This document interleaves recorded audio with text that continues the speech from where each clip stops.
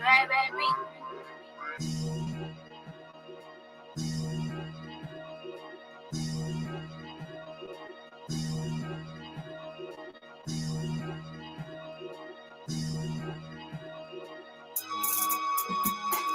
Feeling like Jesus, trying to run 2 million up like peas. These niggas rats, why they always cheese? I want me a rolling with the dime that's free. I gotta keep a block over shit, get grease. I want me a bitch that don't really need me.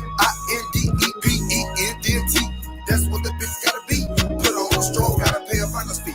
I ain't choose the game, but the game found me. I was praying to the Lord, have mercy on me. I ain't think I always have to have a 30 on me. I'm the MVP, put a jersey on me. Got that boomerang, I ain't Eddie Murphy. Strike 3 niggas out, yeah, it's a turkey. I fuck with Ed, don't fuck with Perky. From the bayou with a water. Feeling like rich, homie, I'm the man of the year. Walked in with 2 cups, I'm the man of the year. I ain't playing with these niggas, giving instructions to my bitch. I be pimping on my hoes, I'm the man of the year. I'm feeling like equal dollar, I'm the man of the year. We gon' get the Benny clear, I'm the man of the year. I'm the man of the year, I'm the man of the year. I'm the man of the ice, the man of the year. I'm feeling like I'm done. I'ma stop at the store, sell me a onion. Go and get some backwoods in the back of Funyuns. Let a nigga play me sweetie, he gon' meet the honey bun. I ain't ride with it unless he got 100 round drum. Hit that nigga with the Drake, he go ba-da-ba-dum bomb. Hit it with the daddy stroke, I got the little baby sprung. Gotta keep that thing on you coming from where I'm from. Gotta keep that thing on you when you coming from the bird. I been jugging and finessing, got that boy and got that girl. She been moving up the ladder cause the pimpin' in the word. They be shooting around here daily, why the fuck you acting scared? Hey, I got a scope, it'll knock down the bear. Got a new BBL, make a nigga stop and stare. Sending packs in the mail, use the next day air. I send the bitch too, I put it in the air. Yeah, feeling like rich, homie, I'm the man of the year. Walked in with 2 cups, I'm the man of the year. I ain't playing with these niggas, giving instructions to my bitch. I be pimping on my hoes, I'm the man of the year. I'm feeling like equal dollar, I'm the man of the year. We gon' get the Benny clear, I'm the man of the year. I'm the man of the year, I'm the man of the year. I'm the man of the ice.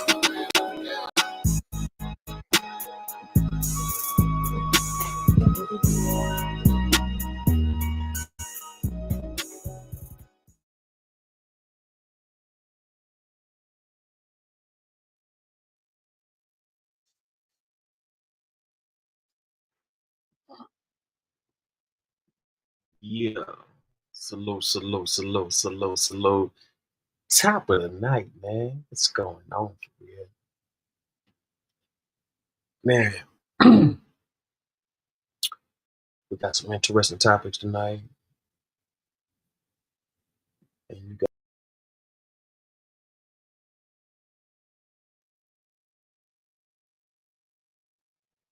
very interesting situations.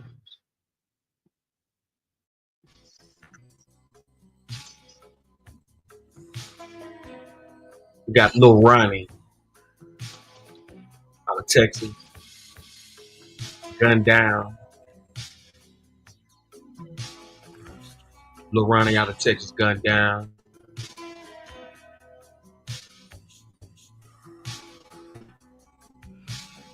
Mocha Bird, salute.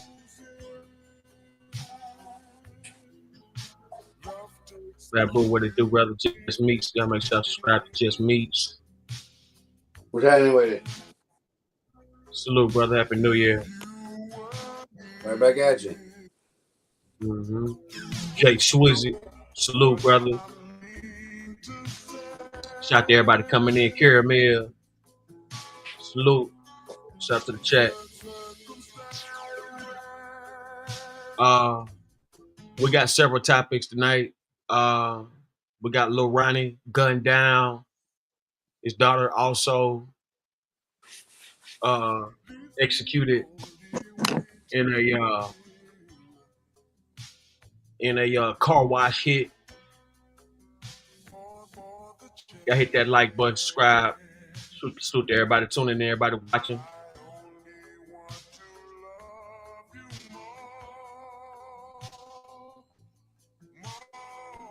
We're gonna be speaking on we got presidential news also. We got Black Sam, Rockstar Whack 100 news. We're gonna get into the Lil Ronnie. We're gonna get into the Lil Ronnie situation.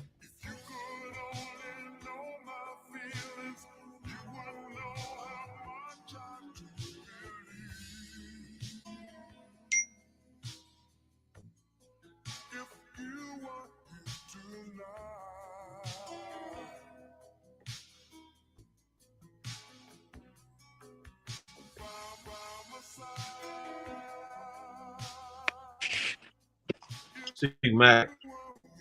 What's up, man? What's with this music and shit? Start the show. I don't need to be serenaded. I'm a son of a pimp.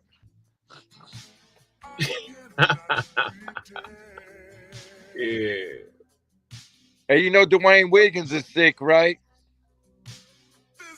Dwayne Williams. Of Tony. Was he the drummer? He's the leader of the group, nigga. Man, Sadiq, the leader of the group. What the hell you talking about? No, Dwayne Wiggins is. What? Yes. Raphael Sadiq is his cousin. It's his group. I don't know about Fuck. What you mean you don't know? You talking the Bay Area. What the hell you mean you don't know? I just told that. I you. don't know about that. Man, I just told you who started the group. Oh yeah. The person that started the group. Raphael Sadiq? So what Raphael Sadiq got to do with this? He was the lead singer. He was the lead singer. Oh, he's just a lead. Yes. It's Dwayne's group.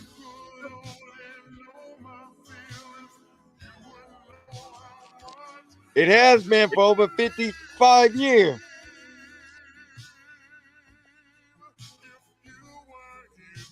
What the topic is?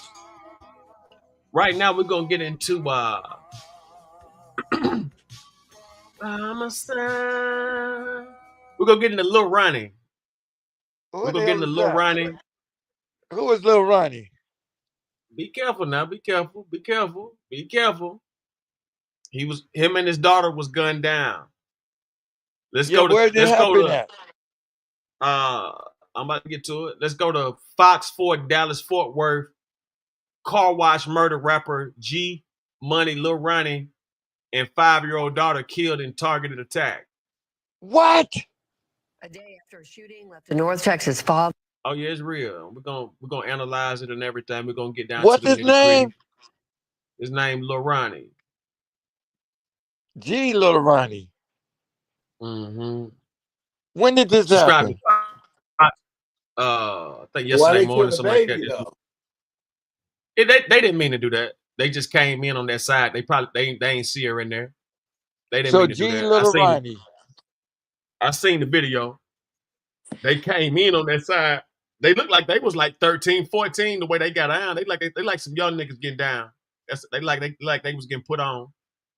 So it's like a young nigga hit. But so what's the headlines on it? What did it say?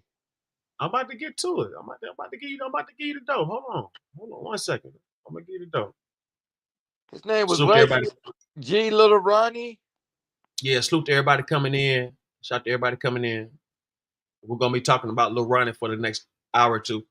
Let's get to it, ladies and gentlemen. Welcome to. We got C-Mac. We got Babu. We got great chat. Hit that like button. Hit that share button. Let's get to it. Father and his young daughter dead. 2 gunmen. My God. A day after a shooting left a North Texas father and his young daughter dead. 2 gunmen remain on the run. Surveillance images obtained by TMZ captured what appears to have been a targeted attack. Tonight, city and community leaders gathered to discuss the frightening crime, but police released no new details about the status of their investigation. Fox 4's Peyton Yeager was there and is in with what she's learned tonight. Peyton.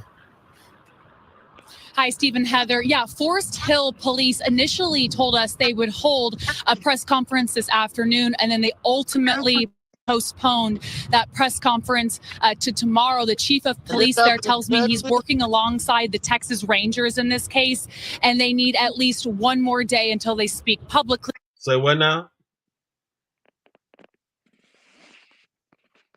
Say what? Oh, this happened in Texas?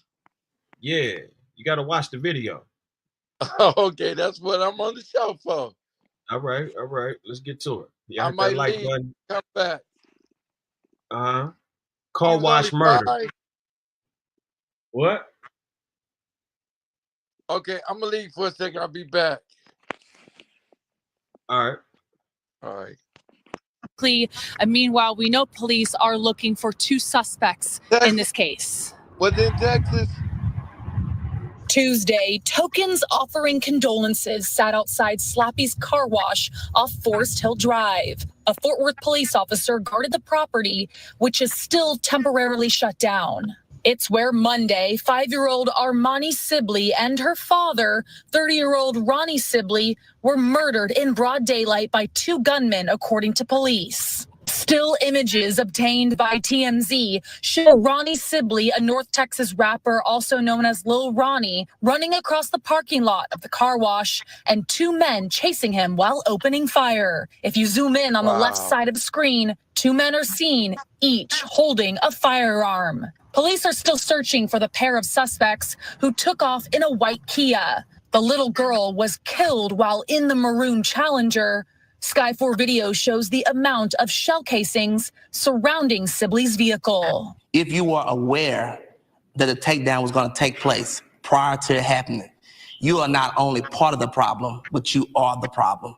Tuesday, Fort Worth City Councilman Chris Nettles, Forest Hill Mayor Stephanie Boardingham, faith leaders and advocates against gun violence sent a message to the community. Monday's double murder marks the 4th and 5th murder in Forest Hill this year. In all of 2024, the city had 0. This moment needs to be taken as a gun violence. We're going to stop it now, and we're going to put our foot down now, and this is it. Because we can't keep doing this. We can't keep burying our children. Fox 4 is told the Sibleys live in Crowley, but Monday stopped in Forest Hill. Little Armani attended elementary school in Crowley and was part of the Safari Sports Cheer Squad, which issued a statement to Fox 4 Tuesday saying they're devastated by this loss and are praying for the family.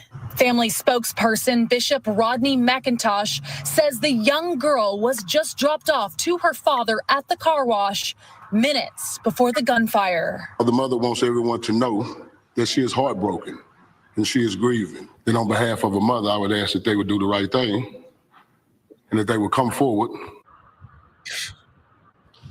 And the last update from Forest Hill Police, which was yesterday, they released that they have identified one of the suspects, but no names were released. Also, at today's press conference, we asked Forest Hill Mayor what the city was doing to combat this recent spike in crime. And she told reporters that we would have to ask the chief of police, and that's something we hope to ask him tomorrow.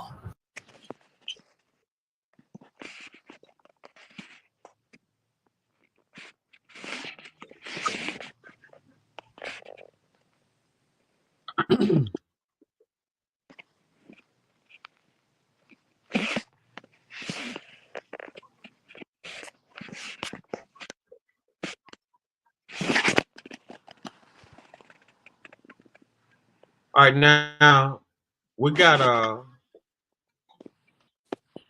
Who making all that noise? all right, let's go to IQ Shaheed. G Money, Lil Ronnie killed over dice game robbery. Oh, it was a dice game robbery? Well, no. I'm just saying. They saying he was killed over a dice game robbery. Let's listen to it. All right, subscribe to IQ Shaheed. Here's my review. Said he wants some pressure, I'ma teach that boy a lesson. Got your bitch on her knees doing yoga, how she stretching. I don't got lemons, but I squeeze. No, I'm super fresh, life a breeze. Yeah, 2 big blocks on my knees. Yeah, baby, this is Bill on my team. Yeah, man. Boy teasing, man. R.I.P. Lil Ronnie, man. This shit is ridiculous, nigga. But the story is already out, so we can quit all the speculating. You niggas don't know what the fuck going on, so I'm gonna go ahead and tell you. It's real simple. His partner robbed a dice game, man. They couldn't find him, and they bumped into Ronnie while he was in town for his little girl's birthday, and they did what they did, bro. It's simple as that, bro. The nigga robbed dice game, nigga was looking for him, man. You know what I mean? All the rest of that shit, y'all put that shit to bed, bro. Ronnie wasn't up to shit. He was doing shows, nigga. That nigga trying to live for his family and shit, bro. You know what I mean? Like, you know, she got caught in the crossfire. I seen the video. It did look like they was aiming at her, but they gonna hit the car when they hitting at him, man. Right. Deal with, man. That's all it was. It's all fucked up, bro. Niggas need to find something better to live for, bro. On my soul, bro. Niggas need to find something better to live for, man. Well, damn, bro. The biggest gambler in Texas, man. RIP. Give money, little running. RIP to his beautiful, beautiful. Yeah, now this is fresh press. Just came out. I just got it sent to me. The video only been up 11 minutes. I want to tell y'all,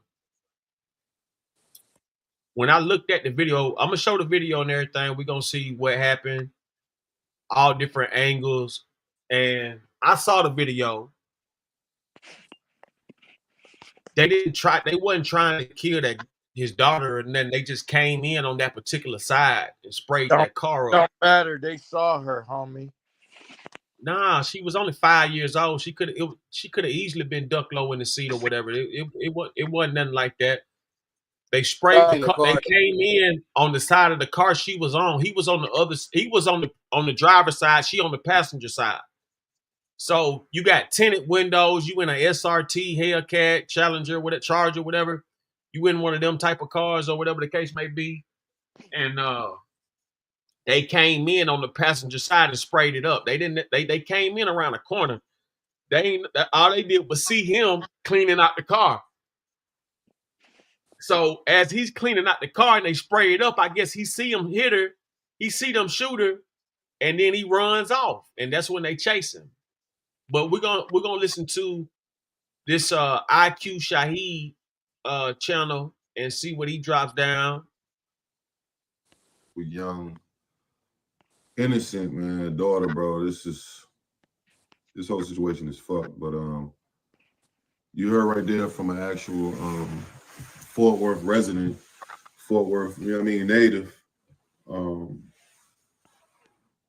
They saying that word around town is his partner robbed a dice game and they caught him, which, you know, we don't know if that's the truth or not, but I will say this.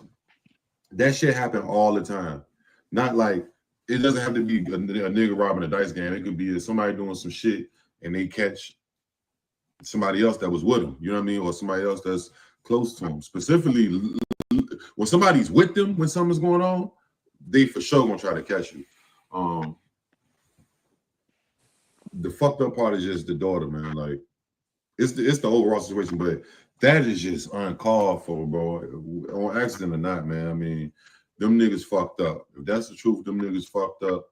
If it's not the truth, them niggas still fucked up. They fucked up and shooting that little girl, bro. What the fuck? You know what I'm saying? Y'all want to go kill up each other, do y'all thing on some other shit, whatever. But there's no reason that innocent little girl had to get murdered, bro. She was murdered. You know what I mean?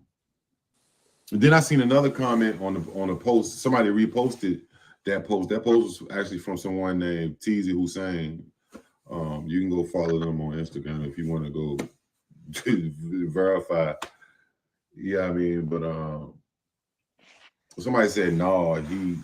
His word around town that he finessed somebody for 100 P's. You know what I mean? Which is 100. If you don't know what 100 P's is, then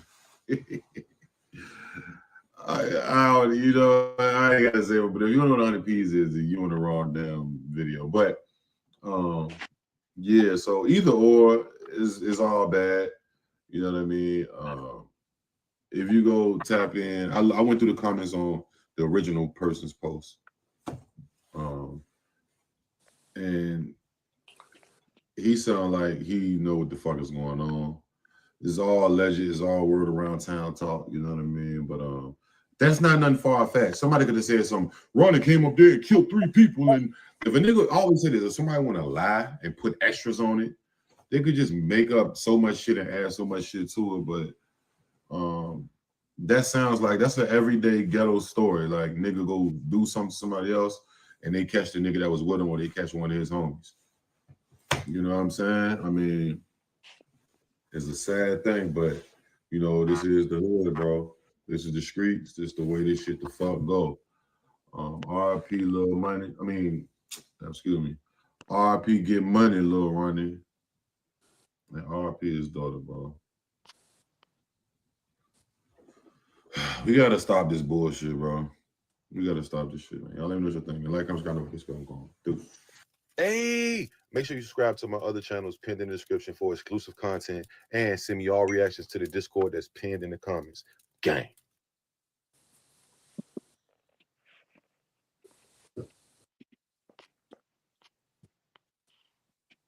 Let's break down what we saw in the NBA tonight, beginning with the Pelicans at the Lakers and LeBron James on the cusp.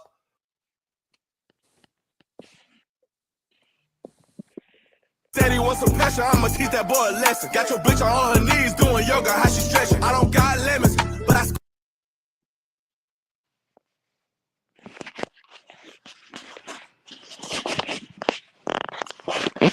Man. Yes, a sad situation, you know. Sad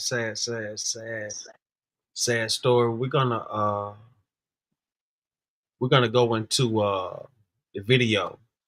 If you guys can see the screen, we're gonna go into the video. Viewer discretion is advised. Viewer discretion advised. This is the video footage of Texas rapper Lil G Money, Lil Ronnie, 5-year-old and 5-year-old daughter killed in shooting at car wash. The family identified Ronnie Smith and his daughter as the victim in Monday's shooting near Fort Worth. A suspect has been identified in the case, and an active warrant for capital murder was issued.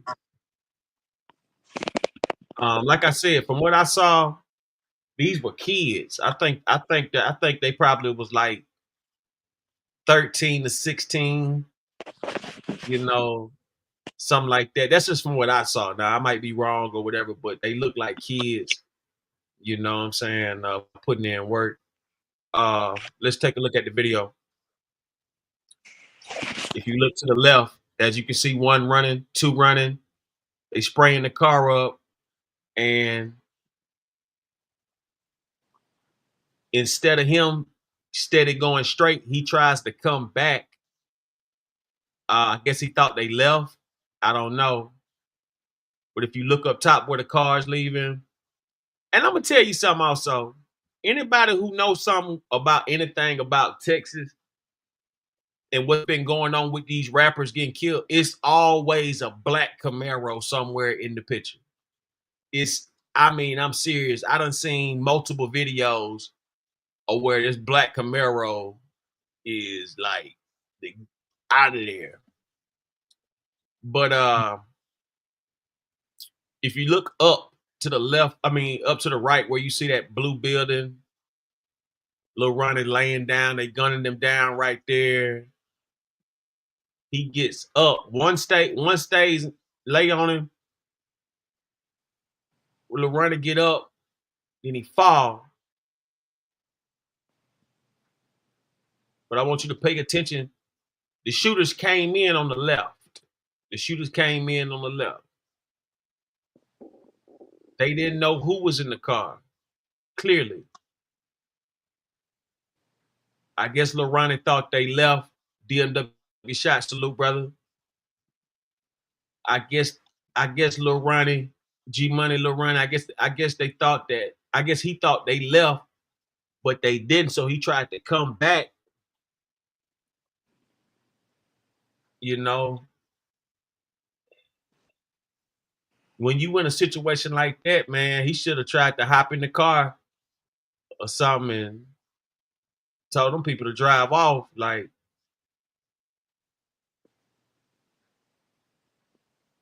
some ain't no way. You know what I'm saying? Like, it wasn't supposed to go down like that. And then notice how these people pull off at the car wash. How synchronized time they pull off. Notice how synchronized time they pull off. Don't you know? Look at this. Like they pulling off at the same time.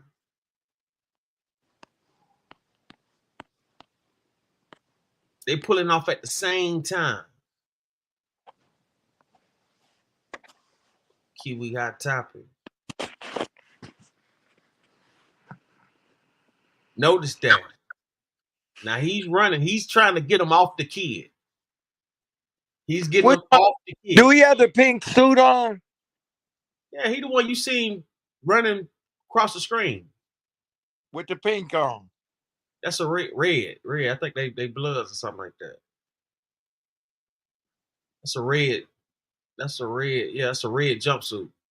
Okay, that's the rapper? Yeah, that's the rapper running. That's the rapper running. Okay. Here he is again. They come out spraying the car up. Bam, they spraying the car up. They shooting. He's running. That's him. Okay. Yeah. That's G Money Lil running in the red that's running across the screen. If you look to the left, you see two shooters. Me personally, they look like kids. You talking about the ones over there on the sidewalk? The ones on the sidewalk shooting, they look like kids. I mean, I'm just throwing it out there. I want to say they some youngsters. I want to say they probably between 13 and 16, 17 at most. You know, I just find it odd how these people in these cars letting it go. You know what I mean? Whatever. But like I said, trying to get out of there. Okay. Danielle, salute. Because if you notice, one of them hit the other one.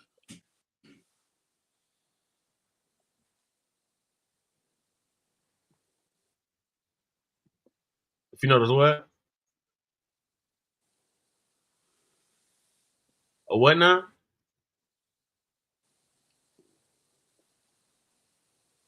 Say what? Yeah, I don't know what he was saying, but okay, so as you can see, they shooting at him from across the car wash. For some reason, I don't know if he's shooting back because they run off and then they run back up on him. As you can see now, they over there. Everybody over there by the blue building, by the blue. Okay, they coming back. They leave right here, and then they come back. For some reason, he's going back. For some reason, he running towards him. Like, I don't know what's going on but he's getting to him. He just backing out.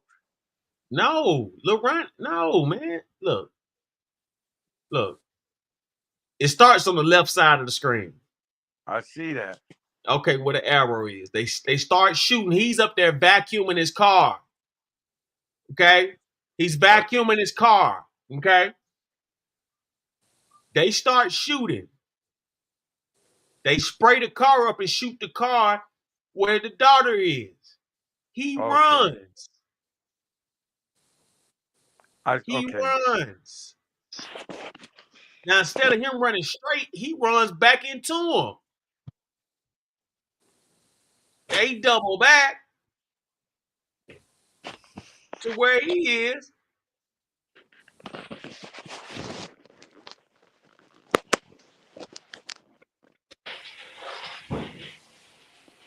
And think about this. All the cars, look, ain't it crazy how these cars are? This is where he died at, where these cars are. He starts over here, runs all the way around here, around there. Come on, man. What are you looking for? I mean, if you notice when the cars is taking off, they almost hit each other, and that was windshield wipers still up. What's up, Dukes? What it do? Miss Show, man. That was where you been, Jack. I've been partying my ass off, boy. Well, you still out there with Jackie Chan and all that? You're damn right.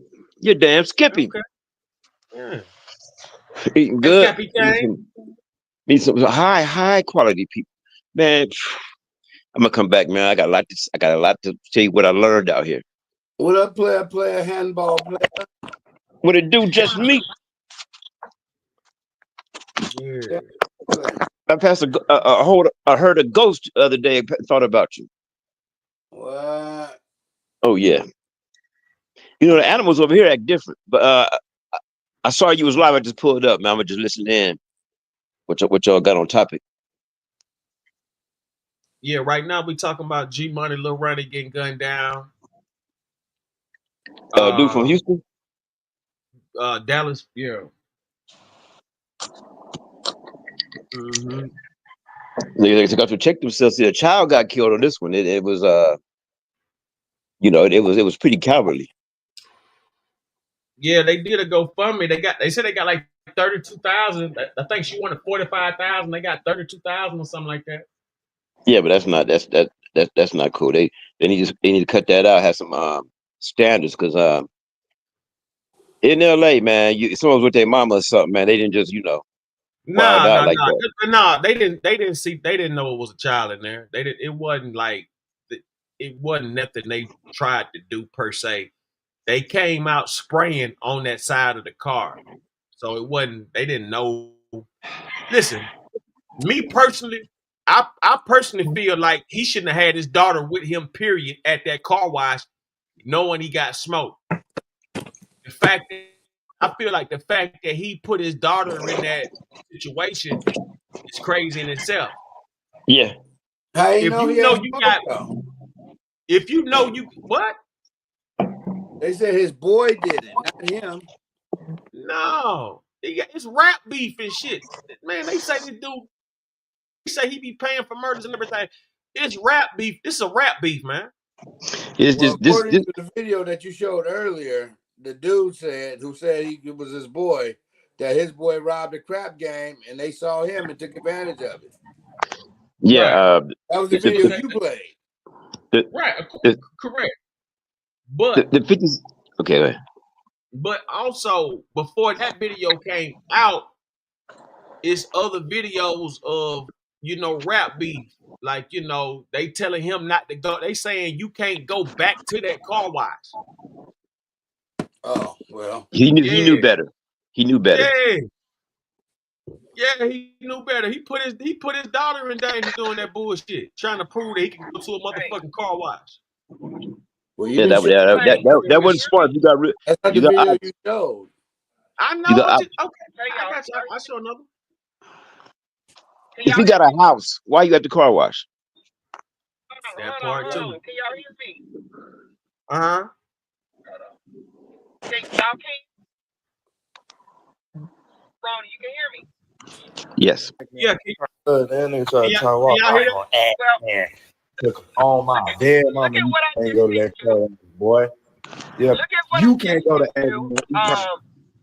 That nigga try to. There was okay. Look at what I just sent you. And what it was, the little girl, it wasn't her daughter's birthday. It was her cousin's birthday. They celebrate at the Great Wolf Lodge. The mom of the daughter met him at the car wash, maybe 3 minutes before this happened, and gave him his daughter so he could spend time with the little girl. And that's what happened. She had just took her to her daddy. And this happened. Even still, you meet at a neutral location. You got ops. You gotta side street or but something. last night, on this other channel that this guy said that's not the car wash they told him that he could come to. It was another one, a slapping on another location. That's why he went to that one. So yeah, the representative of the family, I just sent it to you, Ronnie. It was a guy, representative of the family, put out a story for the mom, because his mom is dead. So it's a little girl mom. They told the representative of the family to go ahead and speak about the birthday party because they got it all wrong.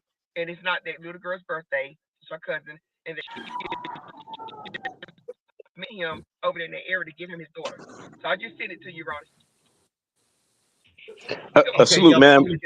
Salute. Salute, miss. What's your name? Ty. Salute. 22 Ronin in the house. Hey, 22, where you been? I'm in the Philippines, man. I'm having the time of my life. I done gained 5 pounds, 10 pounds. Eating good. Oh, you over there eating some? You been eating some balut? I ain't brave. I ain't brave enough. Okay. Man, I wouldn't eat nothing in the Philippines. I got a balut story. Only thing I would eat They in want the me to eat Philippines balut. would be noodles. They want me to eat balut. Kain If balut. I was in the Philippines, if I was in the if I was in the Philippines, I wouldn't eat nothing but noodles. Oh no, man! Hey, man, I'm gonna tell you something, man. The food is so even a peanut, man, a grape tastes so much better than anything. Sometimes I eat something, I get mad. It's so good. Like Yeah, I've been lied to my whole life. America has the worst food in the world. Yeah, the food here is fresh. Salute. You go to My brother is 100% vegan. He'll tell you all food is bad. Oh no, fuck that. I told my wife. My wife said I can't do it, man. I've already been raised off meat. It's too late. You got to raise like a baby off meat, like that. Meat is killing us, my brother. Even It ain't killing me. man, America But got. I mean, I eat pork all that. I can't change. I'm a dinosaur. You don't I know can't yet. change How my often do you go to the doctor? I went to the doctor a year ago. I was just fine. Blood pressure. I drink and smoke every day, and smoke weed and cigarettes, and drink beer every day. I'm drinking less now. I mean, my stress level. Hey! Don't mock God, my brother. You've been blessed. It's got to do with God. I'm not a Christian. No, but just say you've been blessed. That's it. All right, I've been blessed. Hey, yeah, I just want to say what up, everybody. Peace to the panel. Shout out to the What's up, you homeboy. Dubby? What What up? it do? You already know what it is. Deuce, what's good, my guy? I'm on the subway, but I'm gonna drop. This some bullshit. This shit's sad. And if Yeah, it niggas in the is. street, they Yeah, but shouldn't have their fucking kids with them. Dead ass. you think the rules will change with Young Dolph or Extentation or the other cat, Pop Smoke? You think the game would change a little bit to where you because if you kill a millionaire, they gonna get your ass. You fucked up with somebody's investment.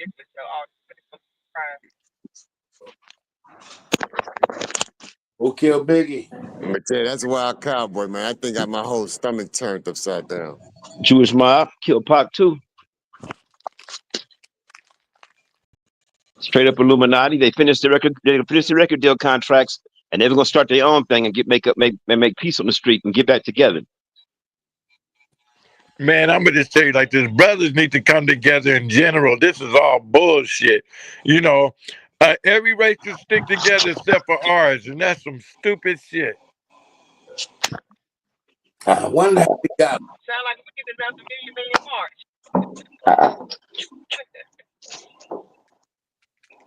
We need a million family intervention. Like we need to get it back to the basics. Like There used to be rules, but you know what? Yeah, man. You know what? The problem with that is they got smoke for everybody but the enemy. Yeah, exactly. Exactly. That's what I'm talking about. Like that fool going up there starting shit at the Marathon Burgers. We're supposed to be black and stick together. Nigga, you gonna go up there with some dumb shit, and then another nigga talk, man, I wouldn't take that if I was you. Man, that's some kid bullshit. Why we act like It's not cool anymore. So many people trying to work it out and stick together, but certain cats just don't want to do it. Yeah. And I think it's fucked up for a person to say, "Oh, you ain't no hard crip, you ain't no hard blood if you don't go put no work in." Fuck the work. Do shit what really counts instead of blacks killing blacks. Well, as a Hey, I'm gonna tell you like this. Why is that happening? I'm gonna tell you like this. I catch a nigga telling a young soldier, "Yeah, nigga, you need to go put some work in." I'm gonna beat his motherfucking ass on the spot.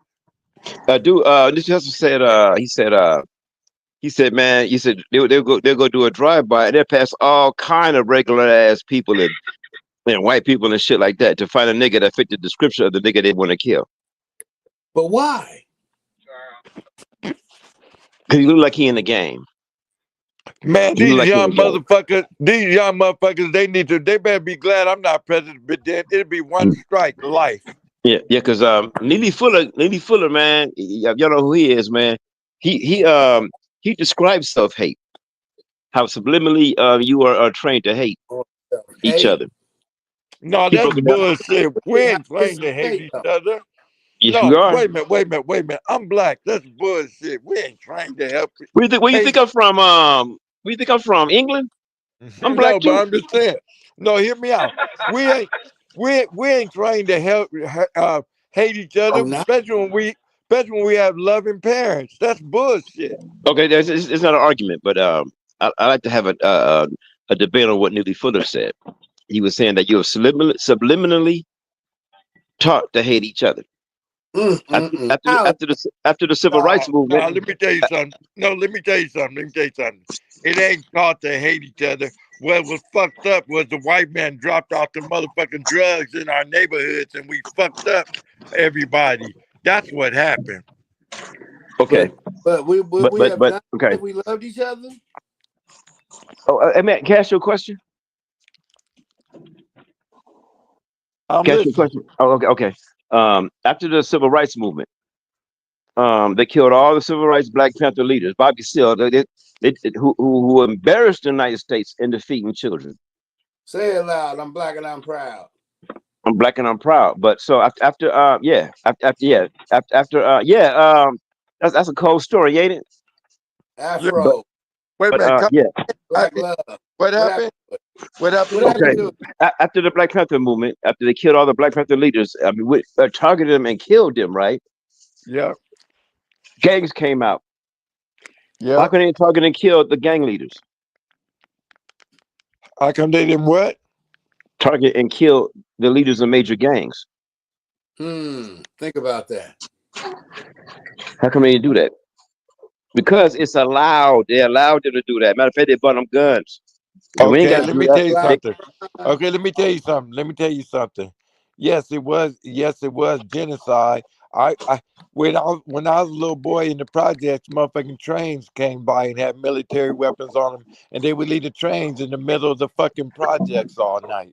Yeah, and I heard about one in Watts. I was in grade school. The weapons came out. Crack. The crack came first. We're right there. The weapons came first. The weapons in my came opinion. first. The weapons came first. Not the There was already gang banging. Man, how you gonna tell me something and I'm a part of it? The weapons came first. They used to. Are you gonna tell me brothers had Uzis before crack? No, they had revolvers Nope. They pistols. had ARs. They had ARs. That came out later. ARs, bro. Because After niggas the on the drug street ban, had they could buy AKs. that They shit. didn't have ARs. They was getting AKs. And Yeah, it was AKs. Yeah, they had AKs. But can I speak? And that came Can I after speak? crack. Yes, Can you I can. speak? After crack. Yes, you Can I can. speak? I was in the projects when the trains used to come. They lead the trains overnight with weapons, and they would take the weapons off the trains. At homie from Grape Street. Again, after crack. No, bro, crack came later. What year you think crack came out? I can tell you exactly when crack came out. 1980. It came out say before 79, that. but he's right. It was around 78. There Man, wasn't weapons on the street. no. From the West, what's the problem? That's what I was there. No. Hey, partner. Hey, partner. Hey, I remember partner. when the automatic weapons came. Hey, Niggas had hey, guns, partner. yeah, but they Hey, didn't have partner. those. They didn't have fully automatics. Hey, partner. No disrespect. You talking to an LA legend. You both LA legends. You got that LA. You got that LA. But my uncle ran LA, the whole motherfucking city. Hey, what high school you go to? I went to Bannon. I went to Jefferson. Oh, okay, all right. And I went to Carver. Need I say more? Hey, no. I know about Jefferson Dorsey. No, Carver and No. I'm talking about the Jefferson Dorsey football game. Oh yeah, we used to. Yeah, okay. Say no more. No, I can't. Hey. Can't nobody tell me nothing about the streets of LA because I used to run the motherfucker. So then In the 80s. automatic weapons. In the 80s. in the 80s. All right, put it like this. Yep. Wait. Okay. Could brothers afford AKs before crack? The AKs came before crack. The Okay. AKs came out when I was a little boy. Yep. Drop Nissans. Exactly. And Crenshaw. Let me ask you a question. Yeah. No one questioned where this stuff came from, right? But it was just, first it was Same place. at first it was open trains. But after that, when Free Rick started his thing, right? Yeah. The same entity was selling motherfucking high ass heat to outnumber the police. Bro. But check this out. Everybody talk about Freeway Rick. Freeway Rick know me. My folks was before Freeway Rick when he was dreaming.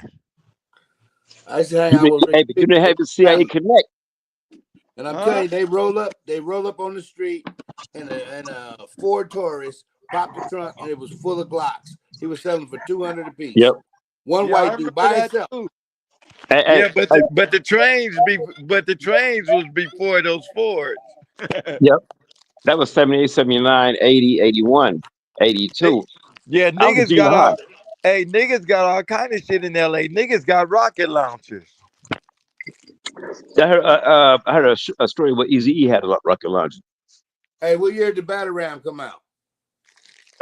MC's battling. The Batarang came out around 1992. When did the Batarang come out? You know this. 86, nigga. Knock this shit off, nigga. 85. 86. Oh yeah, that's right. Around the 80s. Okay. Tiny T, rest in peace. Notice a lot of them niggas is dead, Yep. nigga. The nigga from LA Dream Team just died. Who? I just see Snake Puppy at the Carson Mall. Hey, remember the LA Dream Team? Yeah. You know LA Me and Dream Miss Team. Master Tiny T, Spade. all them niggas. Hell yeah. Hey, me and Miss me and Miss Master Spade used to run a club on Crenshaw. I've been in Name of the Game. Yeah, I ain't Crenshaw though, but yeah, I've been up there. Name of the Game. No, it wasn't name of the game. It was another spot. Up on Crenshaw. Yeah, the Rolling 60s. The Rolling 60s shut us down because one of their bras came in the club, and it was an Asian lady who owned the club. She spit on the sister, and they shut us down. The Asian lady, the Asian lady spit in her face. Hey, we did not know back then having that much motherfucking fun and that much danger at the same time. We did not know what was getting into. I never sold dope. I'm not a dope seller. I mean, I sold dope before, but I'm not a. I with my thing. I see something fuck my head up. Well, let me tell you this. This is what fucked up our whole society and fucked up our black culture. I know what I'm talking about because I knew the water king, I knew the cocaine king, and I knew the heroin king. Mm-hmm. And that's what fucked up our culture. But they said Nicky Barnes fucked up New York, but all this shit was done. The problem with the LA thing was all done under CIA watch. Oliver North and all that shit. All that shit connected. Ask this. How many of those products are grown in America? Say again? How many of those products are grown in America? None of them. But to find out, because the border shut down. But to find out.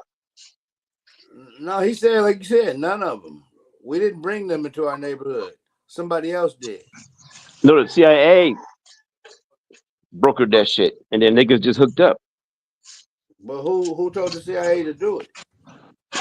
Jago, the head of the fucking shit. Cut your own population in half. It's a cold game. You at war. And who was the head? We didn't realize we was at war until that shit happened. I didn't realize we was at war. Bro, and even then, I saw it as an active war but it's hard to believe that the government would do that to its own people. The government don't consider us his own people. That's a hard pill to swallow, ain't it? I did a long time ago. I realized that we've been at war since we got everything we do. They bring war on us about it. We can just live separately in our own societies and prosper. And I they'll figured come and out. shut the whole town. I figured why the Illuminati after when Pac. You know what the biggest problem is in our culture? We don't know who we are. Jealousy. That's a female. I would say it's a female emotion, but it's a useless emotion. Jealousy is number one. We don't know who we are. No, jealousy and envy is it. If we knew who we were, we would have love for each other, not jealousy. Okay, this what got me to the Philippines in a roundabout way. My mom, we was on 76 in Hoover, right? Okay. I went to the same school as Boo Capone. We would have been hanging out, nigga. But my mom. Hey, how far was you from that Roscoe's off of Manchester? 76 in Hoover, couple miles. Like Manchester Broadway. Yeah, it's right there, right down the street. Yeah, that's right down the street. It ain't walking distance. No, it's not. It ain't wise distance either. It ain't the best Roscoe's by far. I don't even like Roscoe's. That's probably, I think that's like one of the original ones. That one and the one. That's the first one. It ain't the worst one. I tell you that. I don't know. That is the worst one. It is the.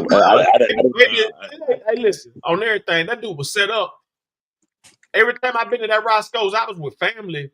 I go to all the Roscoe's, every last one.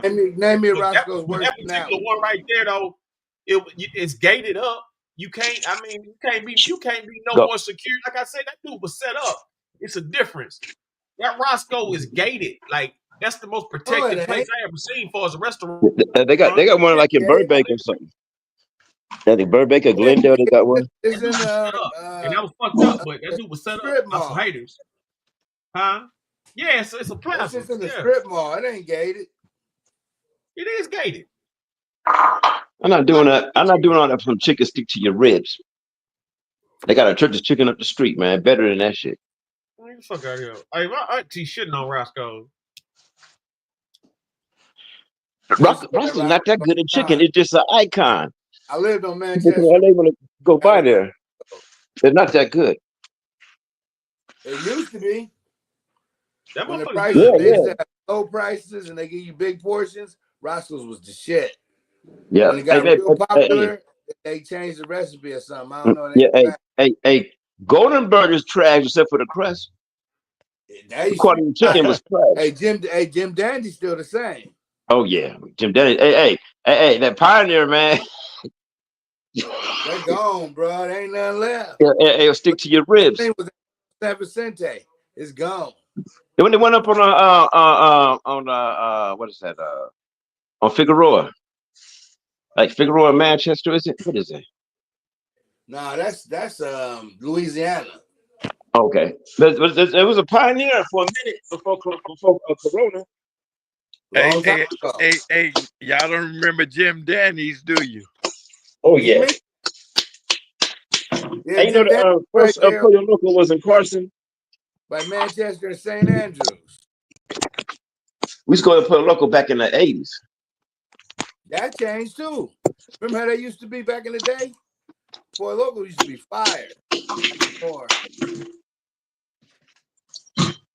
But Jim Dandy said, let me tell you, Pollo Loco back in like 89, 90, not between like 89, 92, around that time, before it got public. El Pollo Loco was the best. Bro, all you got was chicken and tortillas. I really want to talk about no Yardbird with SendaRoni, that nigga from Atlanta. What that mean? I've been out of LA since like 88. Oh yeah, but you don't have some good Yardbird in your life. That nigga don't know nothing about no Yardbird. That nigga like pig feet. He been to Atlanta. I nigga know about some Yardbird. That's just crazy. Man, let me tell you something. I done had just about every bird you could think of. But I'm gonna tell you this too, though. We ain't talking about your chicken head hoes. Yeah. Damn.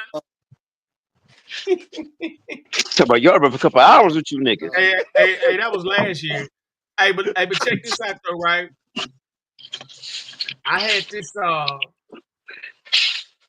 It was this spot, El Polo Loco. You go there, you was getting these burritos the size of like Arnold Schwarzenegger's wrist. Like it was. It was just. I'm serious. Like those burritos about the size of those big pipes, them big water pipes you see at Lowe's and shit like that.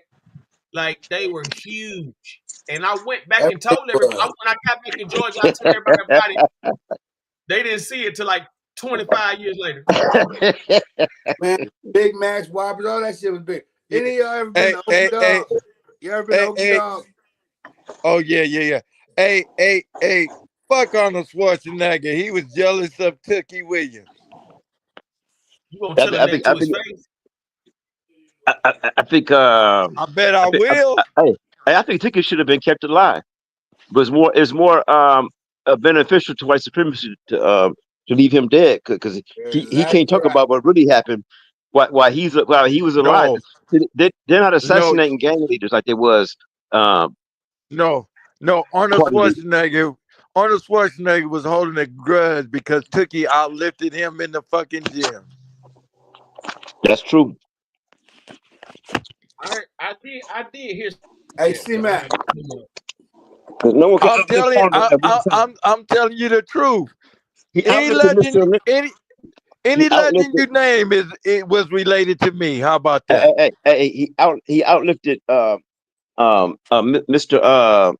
Olympia. Look at it that way. Lee Haney? Yeah, but Tookie outlifted him too. Oh no, Lee Haney outflexed him in the contest. I don't know if he outlifted him. Lee Haney was on Swizzle at that year. They hate that. That nigga was clean. But up in the gym, at Gold's Gym, Tookie went up there, outlifted him. Mm-hmm. Tookie didn't do none of that shit that Arnold wanted him to admit to. That's why he told him pull the switch. He ain't gonna just say you did it and I'll stop the execution. No, motherfucker, I didn't do it. He ain't got person. He ain't got person let to No, Tookie was a man of honor. I used to see Tookie in my auntie's living room on 46 in Compton. I was in jail, ran to a nigga that knew Tookie. He said, I never met Tookie. He said, he used to sit in my auntie's living room. Okay. He said Tookie did that shit, though. He used to be sitting there talking to my cousin in the front living room. Hey, but they say he did that shit. He was yarmed up. No, man. He did not do it. You know what's crazy about that little Ronnie guy? The one that's in this video here? He made a song saying that he'll hit you up with your daughter in the car. He made a song talking about that type of stuff. You know that wow. Somebody, you know. Karma. The bitch. Well, you know, some people would do that. I mean, to be honest, but it looks bad for millionaires doing that shit. Hey, you saw what Scarface said? No kids. You see what happened? Remember? Hey, C-Mac. Yeah. What was that? What was that restaurant on the corner next to Boys Market on Western and Manchester that had a bar attached to it? Shit, I forgot the name of it. Man, me too. My dad used to take me there, man. I cannot remember the fucking name of it. I think the club was called Players Club, huh? Let's go to the best gambler in Texas. Subscribe to the best gambler in Texas. Crash 4, Part 4.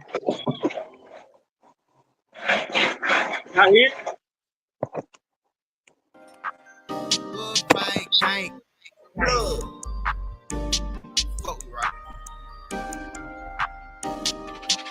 Man, it's straight from the bottom, bitch, what do you mean? Ain't popping no bar, bitch, I'm full of that lean. I'm at the store with that Glock in my jeans. Nigga try me, I'ma clear the whole scene. I hit your block, it's a hit, I'ma run niggas out with that chopper, that bitch some machine. Ride with that KB, we straight like green. Running this shit since a motherfucking preach. Whole pint in the 20, whole bottle OD. Big homies start snitching, so now I'm OG. These niggas just capping, ain't busting no heat. Bitch, I been thugging since I was 4 feet. Heard a pussy niggas say gon' take my chain, better than get shot if he reach. Brick gon' pop it till my dog get released. Bitch, I'm a boss, boy, you broke, you a leak. For the police, like gang, we the mob. Ain't going to court, make them hoes do their job. I don't give a fuck about that rap shit, I'm really a trapper. I ever go broke, I'm a rob. I know you watching me, sitting back, plotting on robbing me. Listen, boy, you better stop. EBK can't fuck a slob in the crowd. Get you out with your daughter and shoot up your slab. You know I'm still crippin'. Knock on me, bitch, I'm not slipping on.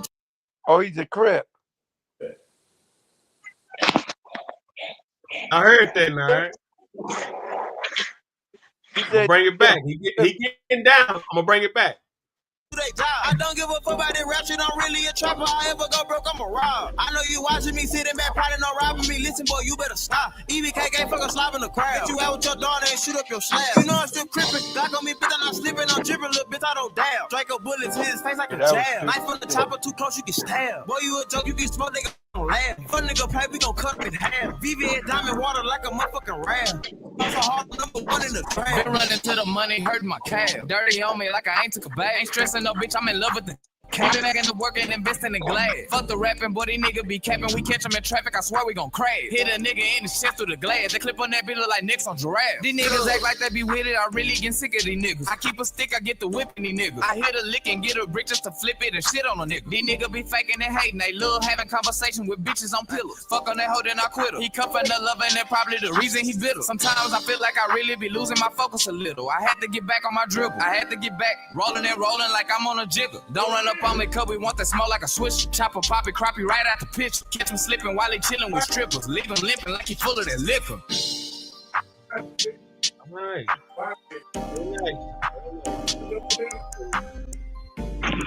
He from Texas?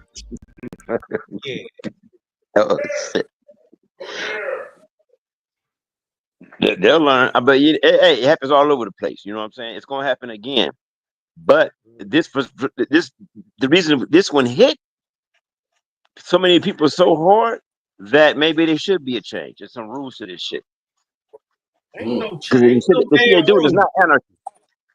Man, what the fuck? Hey, listen, if it was rules, motherfuckers, everybody, the game wouldn't be fucked up. What the hell you talking about? Ain't no fucking rules, man. Ain't no fucking rules. No rules, no honor. There's no rules, no honor. So why everybody on Big Meech here? If that's the case, because it ain't no rules. It's real fuck niggas out here playing. And I ain't talking about this situation. I'm just speaking on just real shit that I know for a fact. But you know, in the same sentence, you will know that you cannot make it to a certain level unless you have some kind of honor. That's a fact. So you know, for that. But the point I'm I believe making, that. the point I'm making though is this right here. You know, when the last time you seen some real honor amongst thieves? It's rare, but I've seen it. It's rare, but I've seen it. Recently? No. I'm out the game. That's all I'm saying. Is we're not embracing our nature. We are embracing the nature of somebody foreign to us.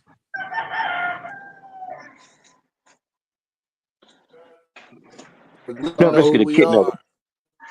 I'm looking crazy. When you find out who you are, you'll stop hating yourself and your brother. What do you mean by that, man? Taking you to the vet, buddy. If you realize who you are and where you actually from, there's no way you can hate your brother. It's impossible. But the blood and cripping and it's shit impossible, bro. The blood and cripping got to stop. To hate my brother. Yeah. Okay. Bloods and Crips. What I was saying, the point I was going to make earlier is that the CIA, the FBI allowed that. It was not. It was allowed. But if you allow yourself to, do you know where? Let me tell you where it came from, bro. It came from the Black Panthers as unity, and we used it for bullshit. That kind of proves my point because it was full of goddamn informants and shit like that. People pay big money to overthrow it. Hey, Did you see what that? you know about Rampart? I got beat up by him, and they planted drugs on me and threw me in the jail. What else you want to know? What else you know about him? That's it. You remember the truth? Y'all remember the truth? They said Rampart is some dirty motherfuckers. They beat me up, planted drugs on me, and threw me in jail. Only one I've heard the truth was great was Watts. Rampart was the hardest game in LA for a minute. Yep. As should. They were doing more thuggery than all the gangs combined. Hey, all what do y'all think? Hey, what do y'all think it should? What about him? Illuminati, nigga. I said it. Whether he knew it or not. Illuminati. Man, they put a price out there for everybody. If you take the price, then they got. No, Suge didn't play the game. They are not properly. looking. That's all that in our was. best interest. He didn't play the game. Suge didn't know he was getting it. Suge was like a he was pretty much a freeway Rick. He had free range. But he cleared up a lot of shit in the rap game that motherfucker was doing. Why was he? Okay. Look, my question is then, why he get to do it? House niggas is cultivated. Why you get to do what, my brother? They're not born house niggas. Well, sometimes get niggas off contracts and all that shit. That shit that he was doing, but the shit that he was doing was over the top. He was almost like he was the law turned a blind eye to what he was doing. The feds watching everything these niggas doing. They probably saw Eazy get his ass whooped and injected with AIDS. They probably got the Tupac murder on video. They watching everything. Man, you think they ain't? You think watching Tupac get shot up? Yep. All that shit is good, but you won't see it in this truck, but release the goddamn tape. First thing happened when you come into the industry, they give you a vice. Yep. Whatever that vice is, they grow that vice, and they watch and they film that vice. And the minute you're you a rich slave, leave, they got you. It's pretty dumb to sign a record deal contract. It's better to go independent. Bro, when they say signing it in blood, signing your soul, that's more real than people realize. Hey, you seen John Wick with us sign everything in blood? Who? John Wick. Oh. They sign everything in blood. Who was John Wick? John Wick, the movie. With John Wick 3. Yeah. He kept signing this thing in blood, had to pull out his goddamn little case. Yeah. They try to just introduce you to the shit, you know what I'm saying? Fuck that shit. But that shit is real. Because they kept saying in the movie, separates us from the animals. Separates us from the animals and that kind of shit. Bruh. It's so much real shit that you think is fake, and there's so much fake shit that you think is real, and they did all that on purpose to have you confused as to who the fuck you are and who the fuck they are. Hey, just don't get fucked out your afterlife. There you go. How does that work? Okay, let me talk now. Okay, it's my turn. The afterlife. Everybody talk about Musk, Trump, the Rothschilds, all the rich people, Howard Hughes, all that. Okay, we don't see the stuff Hitler, all the stuff they did. That afterlife, heaven or hell, ooh-wee. That's what it is. Heaven or hell. They know something we don't know, and that's why they live their life according to that law, not the ones that we live. Yeah, but man, when you answer to God, oh my goodness. What you don't do, and what you do under this racism that they refuse to call Satanism, if you're a Christian, We only stopped believing in reincarnation when we became Christians. Prior to that, all of us believed in reincarnation. Well, the word belief comes into everything. What you believe, what you don't believe. But what are you supposed to believe and not to believe if you've been misled? Well, if reincarnation is true, then you probably come back in a reincarnated state to address your own karma. And the best way that would happen is you come back in your own bloodline over and over and over again. And if you do that, set up your bloodline to live a different lifestyle, when they come back, they'll live that lifestyle again. But if you don't leave anything for your bloodline, you'll come back in that same state of poverty again and again. Yes, it's a book I read called The Egyptian Book of Life by Ramses Salim. The author is Ramses Salim. Don't get American book. It's not, because American books are, children's books. But this book described the process. They call that process the process of born, death, and reborn. Something like that. I'm drinking, but it's you're born, you have a life, and then you reincarnated. Yeah. Because you put on this earth to attain enlightenment. To ascend. Until you ascend, you keep coming back. Yeah, you become enlightened. Enlightenment. What does enlightenment mean? It means to become a sentient being where you have understanding of all life and the actual weight of life. Yeah, the people that are enlightened are trying to keep people that are not enlightened to not become enlightened, which is probably the purpose of racism. They can stay in power. You feel that you hurting anyone is actually hurting yourself, because everything is. Yeah. Hey man, I'm gonna come in here and change the subject of the show, man. I was talking about what was I talking about before I got here? Because I don't want to come in here with my bullshit. The business ain't said that in a half hour. Life and death. That's what's on the screen right now. Oh yeah. I'm not a Christian. I'm a Taoist. Then you totally understand what I'm talking about. Yeah. You know how I found Taoism? How? Okay, 2,000 years ago, Joshua ben Joseph died on the cross. So what I did was I just spent the globe. What was going on the other side of the world? Whoa!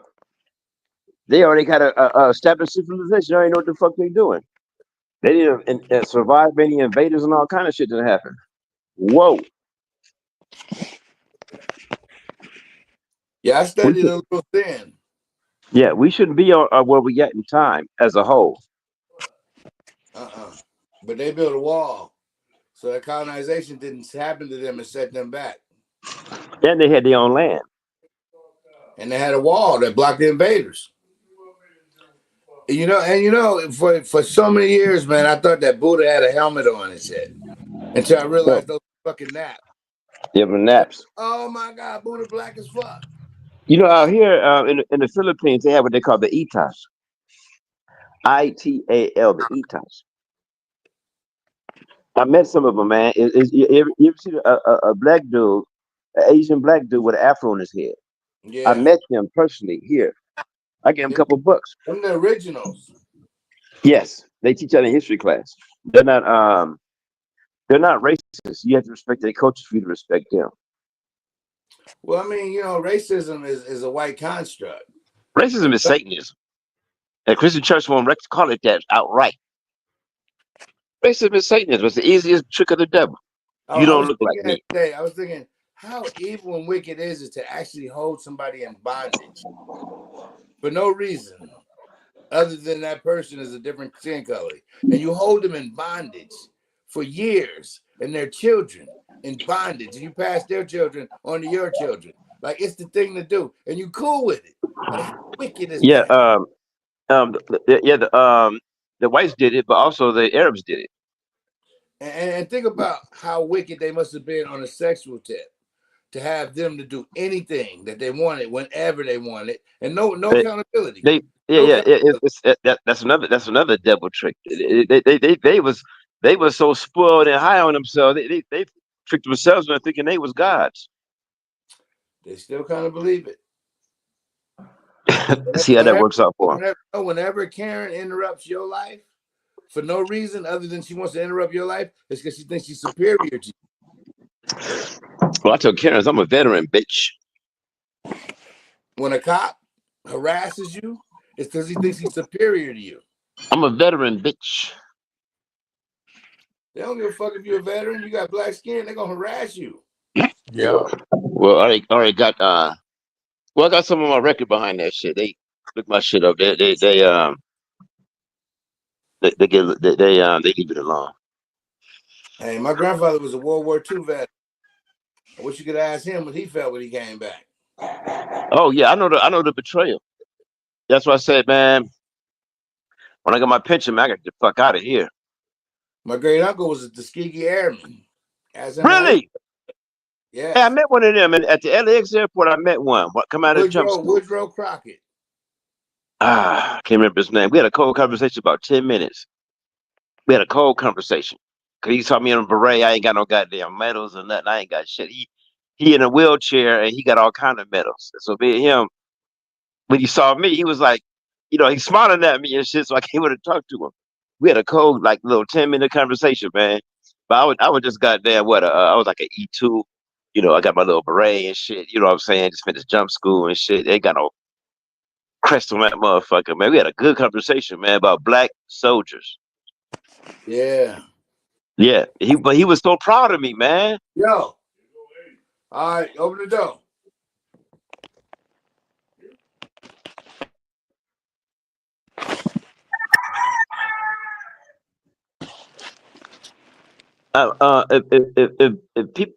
If you don't want to go to trade school and if you don't want to go to college, man, just go to the military. Just go in there and serve to get down. They're discouraging you from going right now. They don't want you to go. You under this, but I don't want to. Partner. Trump is finna start a draft at 18. Yeah, I don't. Yeah, so why? I don't want to go to the Middle East at all. Go sit down. I'll go anywhere else. Trump finna start a draft, partner. You only start a draft when you plan on going to war. It's finna be a war. What you talking about? Yeah, but Americans are so fucked up. Who they gonna send? Because the average American is a weak, combat, ineffective motherfucker. And this division has made America weaker than people realize. Well, I guess you could be sending them gray boys. You got like AI technology and shit, and robots fighting your shit, but it's a military fact that China can make 10,000 drones a day, and that's not including robot soldiers and robot dogs and shit. So we just don't know. Lay down. Hey.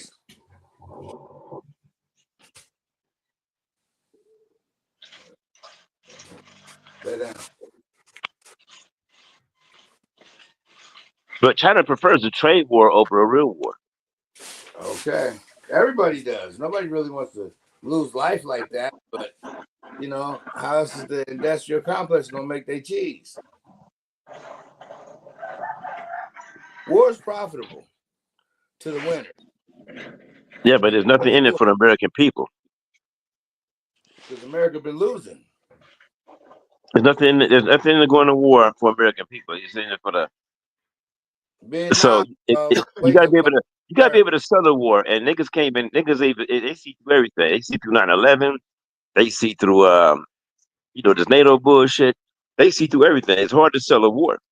Yeah, because social media. Yeah, the world too connected. Yeah, it's hard to sell. It's hard to sell a war.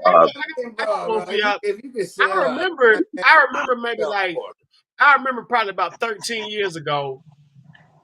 They already had said about World War III. Why they keep on repeating World War III over and over like it's a new war every time? It's the same motherfuckers. We ought to be on 5 or 6 or 7 by now. You don't understand what that means then.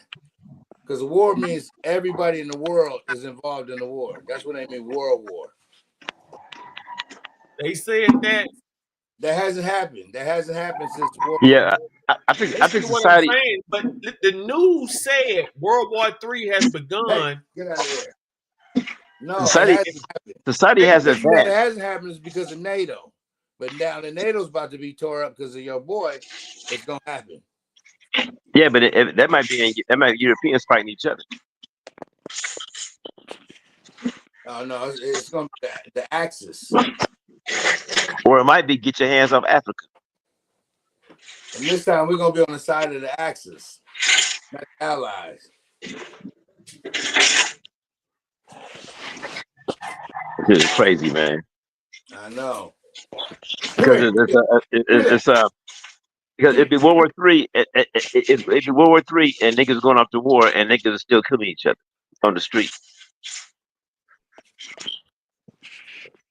How do you feel with taking everybody out of the penitentiary and dropping them off in the middle in the desert for war? They'll get slaughtered. Why? It's gonna always be one. It's gonna always be one stupid motherfucker that's gonna try to blow the whole damn thing up. Because for one, if you're a soldier, you got to have discipline. And you know, being a street soldier is entirely different from being in the military. Yeah, you got Man, orders I and was shit. blessed. I was blessed to see real leadership, real black leadership. Niggas in charge, shit, running right, shit.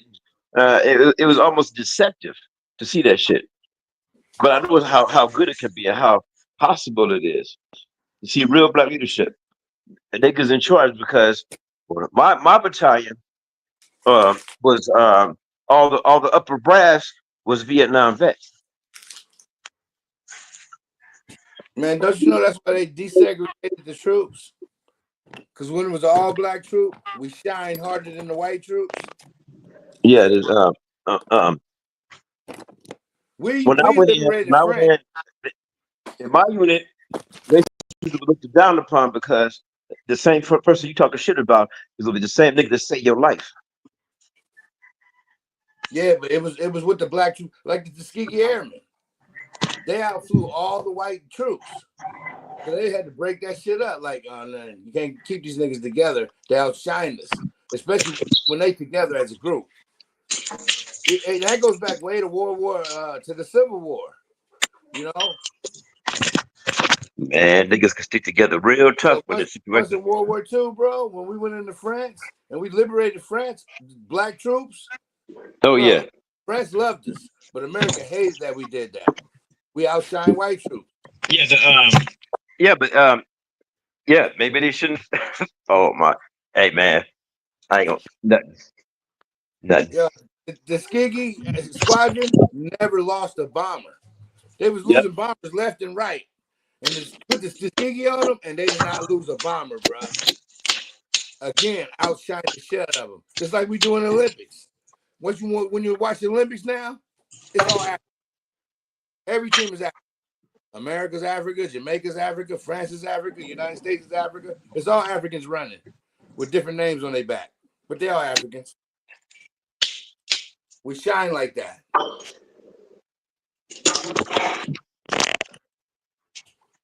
Cutting up ice for my drink. Yeah, I know. You know, back in like the 30s and 20s and stuff like that, they was or mainly like the 30s and 40s. I ain't gonna say the 20s, but 30s and 40s, they was really mad how America was winning the Olympics like that because they was using all white athletes. A lot of the countries had all white athletes. America had, you know, they Jesse might Owens. integrate a lot of sports, but Jim Thorpe. Olympics they integrated for the win for sure. Yeah, Jesse Owens fucked up the Olympics. Jesse Owens fucked them up. And ever since then, who always wins the 100? Have you ever seen a white dude win the 100 or the 200? Forget about it. Have you ever seen that? Or even the 400? The 100, 200, 400. You ever see a white dude win any of those? Never. And then the long distance, it's always a Kenyan or an Ethiopian or a Somalian. People that train their whole life, the fastest anybody around them, It's the come get melanin, blown bro. out. It's the melanin. Look how golf was for all of them years until Tiger Woods got in there. Yeah.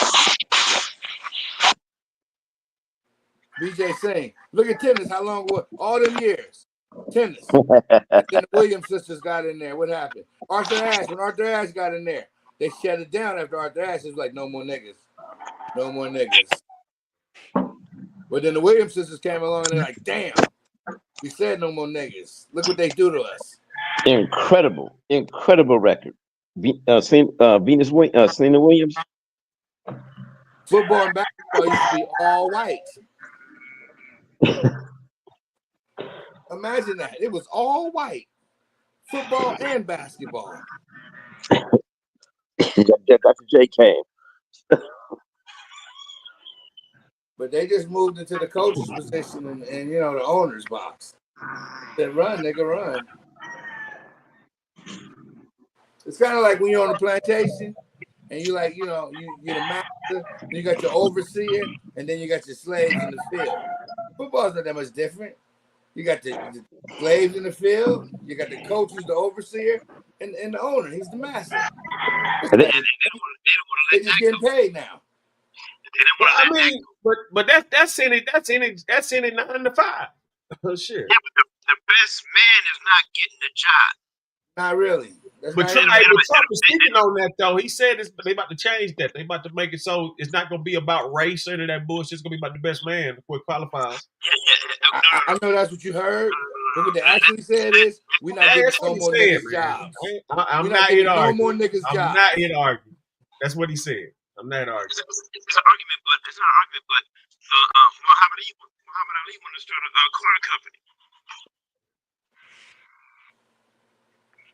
but it was seriously they don't want that competition. They don't want that. But we be the justice right now. You know they fired all the niggas in charge of the military, right? You lying. It's the Air Force. Ronan? The Air Force, I heard about. I don't know about the rest of them. All the niggas who had positions of power. Ron, dude, something wrong with your microphone. Dude, your mic's bloated. All right, I'm gonna drop that shit. I'll be right back. No. Fix it and come right back. We're trying to hear you.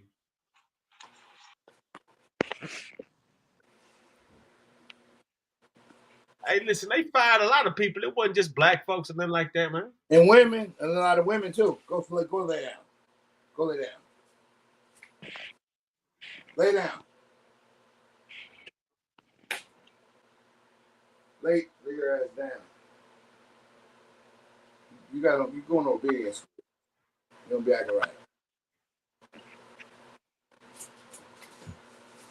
Why you just didn't do that a minute ago? This motherfucker. Yeah. Guess a lot going on, man. We see what we want to see. That's it. That's always easy to say it, man. That's always easy to say it.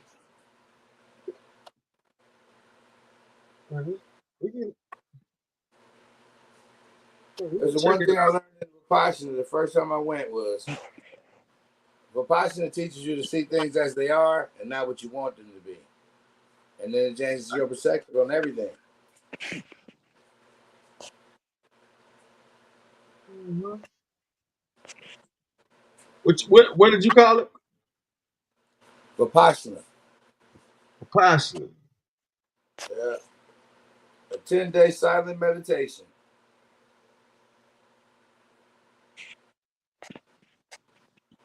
No religion involved, just silent meditation. And you go into yourself, deep into who you really are. And you find out that most people don't really like themselves. If you can't sit alone by yourself, you don't like yourself. If you have to call somebody, if you have to see somebody, you don't like yourself. But if you like yourself, man, you can just be in the house all day by yourself chilling, you don't care. Mm-hmm. Days. You can do it days and you don't care. Because you're cool with being with you. That's real. But most people are not. Nigga, you better stop. Don't put you outside. I agree. I need to meditate because when I've learned it, but um, life is so chaotic. I mean, can you imagine meditating in South Central LA with planes flying over you and all that? Where you at, my brother? But I'm in the Philippines. I seen a helicopter today. I actually looked up. You like the Philippines? Are you Oh, I on the love it. I water? want to go home. I tell my wife every day I don't want to go back. Are But you we on got the to Where go you back. going back to? Where you going back to? Going to LA in May Where about in L.A.? and Norwalk. Oh, Norwalk is cool. Yeah, come holler at me, Norwalk got all the police. man. She stay around. Her people stay right around the corner from the police station, and all that, and they don't fuck with nobody. They fuck with Mexicans, to tell you the truth. No. But they court system, everybody got to go to Norwalk. Yeah, and what you call it, what you call that building, Yeah, they where you see. got to do all around the corner from the building where you got to get the marriage certificates and all that shit, birth certificates and all that. How I still long you around the been corner out from there, there. my brother? How long you been out there? So my wife, my wife been out for 10 The years. Hall of Justice? What they call that? When you get all your birth certificates, death certificate, The Hall of marriage licenses. Hall of Justice. That's some bullshit. I be in a cut. I go here, I go there, eat here, eat there. I don't really get a proper taco, burrito like that. Never Okay, get a decent hamburger. We bake ribs at home. yo, you ain't had no okie dog, Rona? Nah, Yeah, I fuck with Uncle Tunk all the time. The one on Pico and the one in Hollywood. Hell man. yeah. Okie dog is fire, Yeah, bro. but Hey, one look, is a job. I know give me an Uncle Tunk dog. Look, I go over there get an Uncle Tunk dog on Pico, and then I be headed up there like over there off Highland, like out there in Hollywood and shit like that. Man, they got another one up It's on there, Fairfax. I know it's on Highland and Fairfax. Fairfax. I'm gonna go to Johnny Pastrami when I get back. It's gone. Bro. They Yeah, got they one in been Rancho. shut that down. They got Johnny one in Rancho Cucamonga. Hey, Johnny What? Pastrami, where they used to, that's where the president used to eat at, right? It was on Man, Adams. it's On Adams that and good. Clayton. Hey, Yeah, what Adams y'all? and Pico, yeah. Hey, The hey, what y'all president know had about? hey, look, What y'all when know you go about in there, Pinky's dog? the president had a booth with a phone on the seat when you go in there. They had a special seat for the president. I used to get that booth all the time when I went in there. It was Bro, that good. Yeah, that pastrami I went serious. by, I must have drove by Pinky's maybe thousands of times, bro. Never ate there. It's incredible. Is it Yeah, that good? and then I would see a long line. you talking about That's why I you go. talking about penguins over there for No, off for Pinky. Pinky's. huh? No, No, Johnny Pinky. Pastrami. No, you talking I about know. Pinky. No, I I heard said Jarvis Strong, but Pinky's. they got the penguins fish over there off of what's that what's that Fairfax and High Point, something like that. Oh Mm. yeah, that's good over there. I know you talking about over there by Bishop. Yeah, by church. Yeah, over there by church. Yeah, yeah. They got that. That's some good They ass got shit. yeah. They got that. They got that figure that yeah. They got that. They got that fish spot. Then they got a Then they got another one. Yeah, Snoop, you see it over there all the time at that fish spot. It'd be a cold one in Long Beach. It was that fish spot in Long Beach. It'd be off the Long yeah. Beach got a whole bunch of Jones out there, man. It's always I gonna be remember I went to this redneck restaurant out there. It's called dang, what's the name of that redneck restaurant in Long Beach? Johnny Rebels or some shit like that. It was something rebel. I heard of that. Something Yeah, rebels. it was something rebel. You walk in there, they got peanut shells on the floor and shit. Yeah. Schumer's or some Schumer's. shit like that. Yeah, they got the. It's like it's like it's like burgers, rib wings, out of those shit. Mm-hmm. Uh, and it Was was it a pretty Schumer's? cool. Is it Schumer's? I was in Palmdale. About a Schumer's or some shit. You go in there and eat peanuts, throw the shells on the floor. I mean, it's a fire hazard. Who else did that?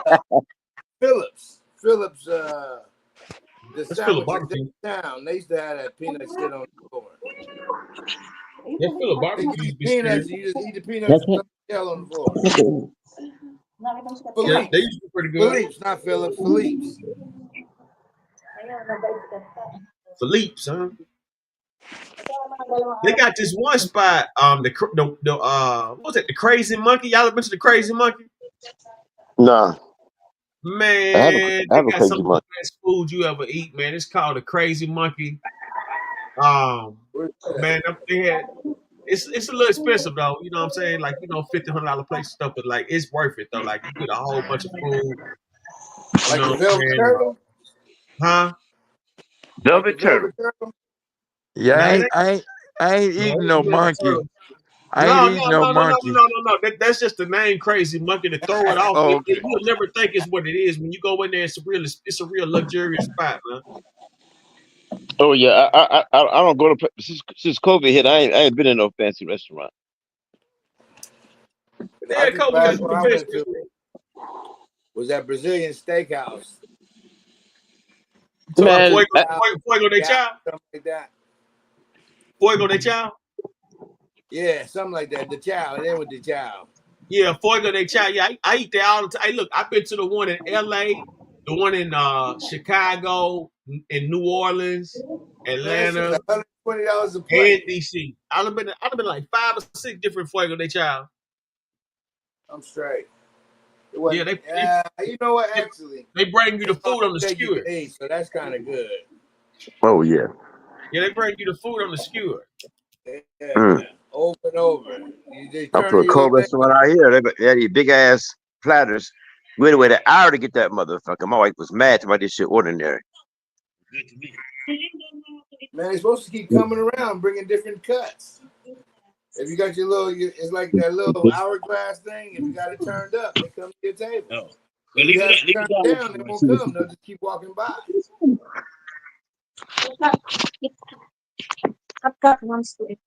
Oh, okay. She's gonna bring it today. She's gonna bring. All right. Shit.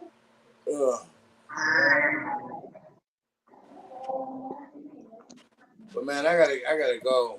I gotta get up early and shit. I got shit to do. All Hey right, man, good to see you, man. I ain't seen you in a minute. I know, man. I black love all y'all, man. My pleasure, but black love all y'all. Likewise, Black. Right Appreciate on, right. that. Look at this motherfucker. All right, anyway. Yeah, hey, we're about to break down why all those hundreds and millions and billions of dollars been going to with the taxpayers' money, man. You guys gotta hear this. Trump, Yeah, I heard, bro, but if you check the facts, you'll find out that most of it's lies. Trump wasn't bullshitting. Trump wasn't bullshit about that Social Security. None of that shit. Them people Trump been wasn't bullshit about swindling. that Social Security. One will All right. be rounded up We'll get and back to that. forcibly removed But I gotta from our bounce. country, or All right. if they're too dangerous, put in jails, standing trial in this country, because we don't want them to come back ever. With us this evening is a warrior on. We got to get him out of here. I have already signed an executive order requiring a mandatory death penalty for anyone who murders a police officer. And tonight I'm asking Congress to pass that policy into permanent law. Has been murdered. That's the thing. All right. So what? All right, let's go to C-SPAN. Subscribe to C-SPAN Presidential Trump full speech to joint session of Congress. Subscribe to C-SPAN.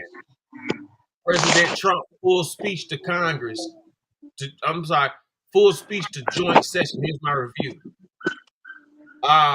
Me personally, when he just said that, I'm not really too. I understand it, but it's a lot of dirt. What if a cop kills somebody? What are we talking about? Yeah, we'll get to that. Oh, we got him back. We Trump will got get him to that. back. We got him I'm back. also asking He has for a to new crime have bill other getting side to that. tough on repeat offenders while enhancing protections for America's police officers so they can do their jobs without fear of their lives being totally destroyed. they don't want to be killed. We're not going to let them be killed. Joining us in the gallery tonight is a young man who truly loves our police. His name is DJ Daniel. He is 13 years old, and he has always dreamed of becoming a police officer. That's deep.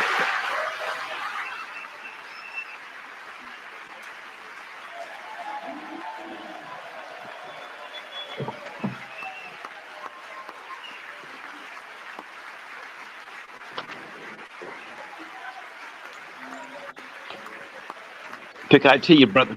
Pick IT. Do some coding, brother.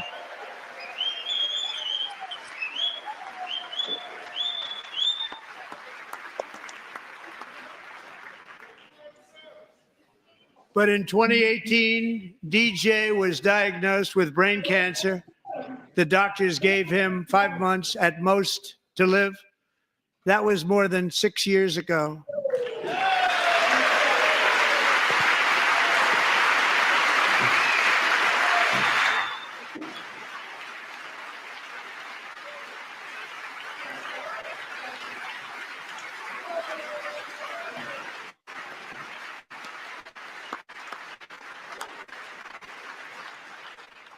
Since that time, DJ and his dad have been on a quest to make his dream come true, and DJ has been sworn in as an honorary law enforcement officer, actually a number of times. The police departments love him.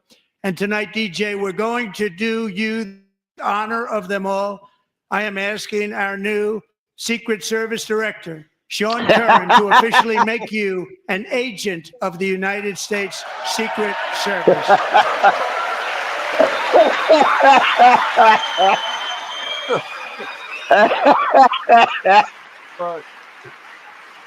I want to be one too. Yo, Trump fuck with your head, don't he? Yeah.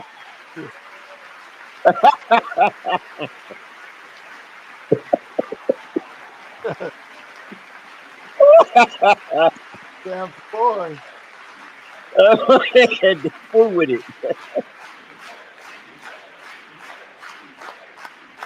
DJ. What Democrats doing? Thank you, DJ. DJ's doctors believe his cancer likely came from a chemical he was exposed to when he was younger. Since 1975, rates of child cancer have increased by more than 40%.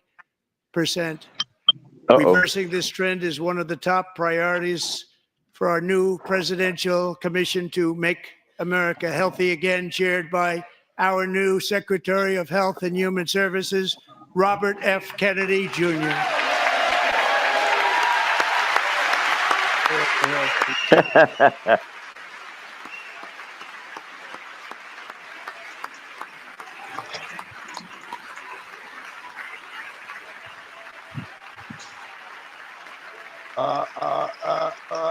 No more medicine. With the name Kennedy, you would have thought everybody over here would have been cheering. How quickly they forget. Oh, took a jab. Our goal is to get toxins out of our environment, poisons out of our Look food at how I supply, got you niggas and keep crazy. our children healthy and strong. As an example, not long ago, and you can't even believe these numbers, 1 in 10,000 children had autism, 1 in 10,000, and now it's 1 in 36. There's something wrong, 1 in 36. Think of that. So we're going to find out what it is, and there's nobody better than Bobby and all of the people that are working with you. You have the best to figure out what is going on. Okay, Bobby, good luck. It's a very important job. Thank you.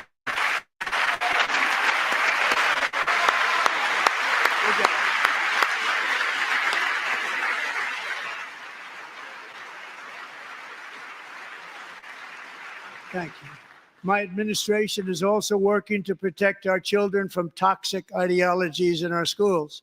A few years ago, January Littlejohn and her husband discovered that their daughter's school had secretly socially transitioned their 13-year-old little girl.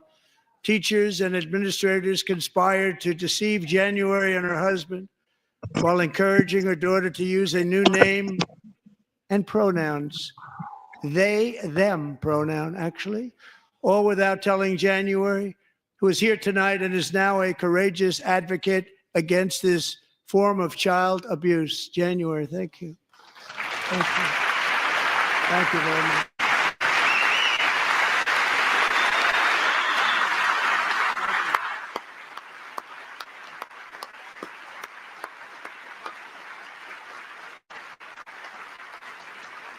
Thank you. Stories like this are why, shortly after taking office, I signed an executive order banning public schools from indoctrinating our children with transgender ideology.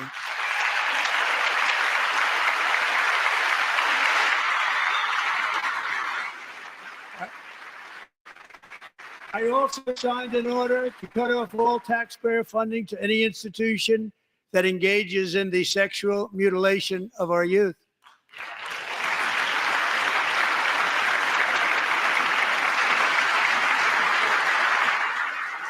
And now I want Congress to pass a bill permanently banning and criminalizing sex changes on children and forever ending the lie that any child is trapped in the wrong body.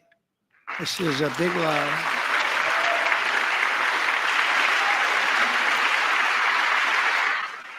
And our message to every child in America is that you are perfect exactly the way God made you. That's true. Everybody get this on stuff.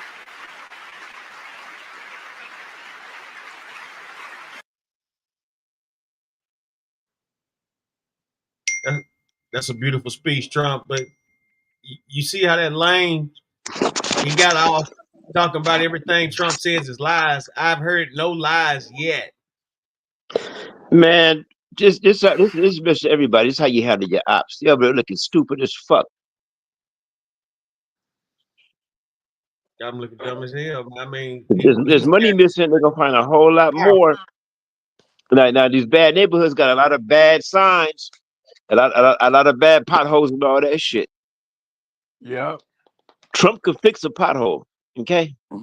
Yep. I just went into with my axle into a pothole tonight. That bullshit. Yeah, but how can Democrats say that everything he doing, he did no good for the country? That's why that Texas bitch got to go. She got to go. She's trash. That Jasmine Crockett is straight pure mammy trash bullshit. She took the bag, and now she got to say what they say. But they ain't talking Uncle about shit. Ruckus is talking. Uncle Ruckus is talking. Man, I can't So stand every American don't need 5Gs. because they all puppets for white dudes. Man, listen, man, she ain't. They put somebody black in y'all face and y'all just eat that shit up like some black eyed peas, like it's just a deal. These motherfuckers ain't shit, man. These is white That's an folks old trick. You're correct. It's an old trick. Yeah, some white folks puppets and like black folks be up here really like just overwhelmed because man, get the fuck out of here, man. I get sick of that shit. Man, That Trump left shit is straight trash. Trump left 26,000 motherfuckers broke up their ass because they wasn't doing shit. They wasn't doing a damn thing but setting up. Look, but robbing the system, and then on top of that, you got to think about this. Look at all the shit that's went down the past 4 years, and nobody said nothing until now. But listen to this speech and listen to the stuff he's about to read off at what they was doing. Because we're getting wokeness out of our schools and out of our military, and it's already out, and it's out of our society. We don't want it. Wokeness is trouble. Wokeness is bad. It's gone. It's gone. And we feel so much better for it, don't we? Don't we feel better? And that's not wokeness, by the way. Push pause. Can you push pause? Our service members won't be activists and ideologues. They will be fighters and warriors. They will fight for our country. And Pete, congratulations. Secretary of Defense, congratulations. Hey, keep his pause real quick. Can you pause it? Yeah, go ahead. The LGBTQ try to steal woke from us. They stole Black Lives Matter. Oh yeah. Well, Black Lives Matter was hijacked from the Michael Brown movement, Yeah. and then some of them dudes got lynched. And it's probably LGBTQ that did it, not who they think it is. The Illuminati shit, because that's what that shit is. Yeah. And black women need to wake up. That's who need to be woke. But they stole the word woke, but they got to come up with something else now. We got to come up with another word because the people were considered asleep. They didn't know what was going on, and they find out what's going on. You know what I'm saying? They hijacked that. You can continue what I'm saying now. I just want to make that point.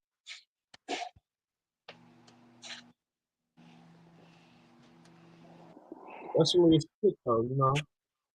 Yeah, the woke was in the 80s, 90s. Remember Spike Lee? Wake up, wake up. Yeah. Woke ain't no motherfucking full grown ass man battering a woman in a boxing match. That's sadism. Oh, sorry, buddy. Sorry about that. Come here, come here. Sorry about that. Stay here. Yeah, I just want to say that, man. You could continue with the program, but woke and a whole lot of words. They take shit like I say. The rainbow was cool in the 70s and 80s. Look, watch Soul Train. They have a rainbow jump shoot. Well,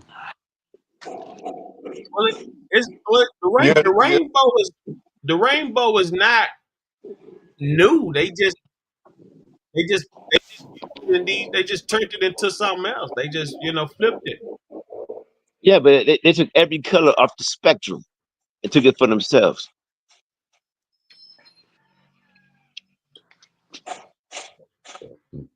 They doing this, they doing that. It's connected to Satanism. It's like vampires. They not like that until something happened to their ass. Other than that, they normal like me and you. Mm-hmm. It was normal at one time. Vampires. It's a metaphor for vampires. The LGBTQ shit and all the other shit, Satanism. Oh yeah. Until something happened to them. It's too shameful to talk about. Yep. Well, I'm glad that Trump is against that shit, But the majority of them voted for him. Well, he didn't lie about nothing. He was worried about what he was going to do. Because Trump is the greatest president who so thus far, because he not even on black people ass. He not blaming everything on black people and this and that. He don't get things a certain way, and when he get them a certain way, he gonna blame black people for it. At the end of this 4 years, niggas gonna have jobs. Niggas got jobs now. No, they don't. Because them jobs left for them kids 30 years ago. I was there. I remember. I seen this shit go. I will also He was take there historic action to dramatically expand production of critical minerals and rare earths here in the USA. Fuck around, fight a diamond mine.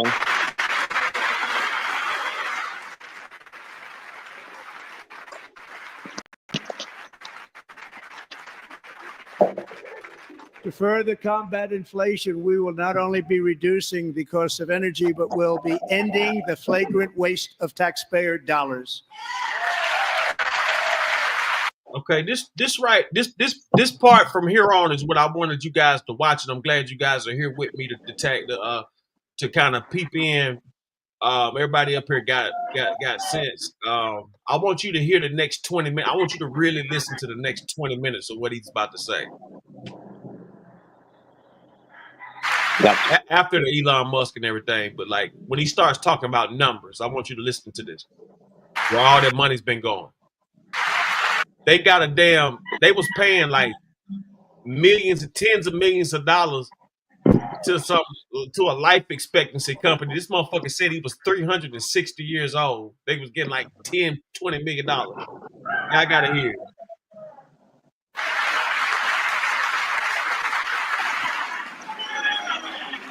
And to that end, I have created the brand new Department of Government Efficiency. Go! Great idea. Can you pause 1 second?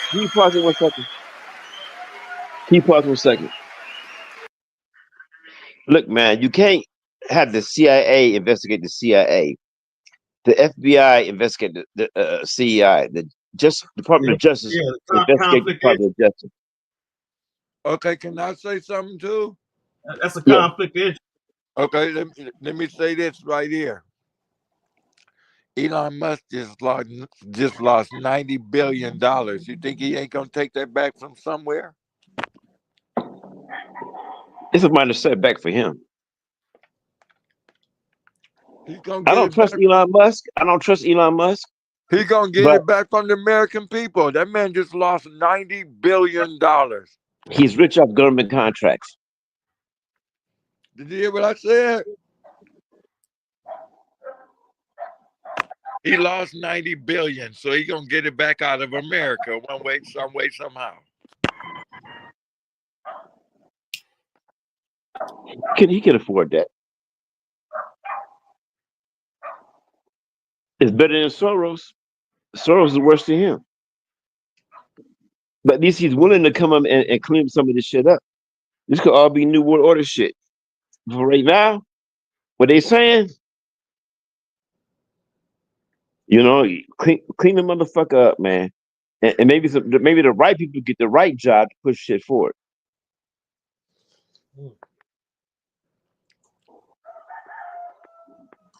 So you say you don't trust Musk?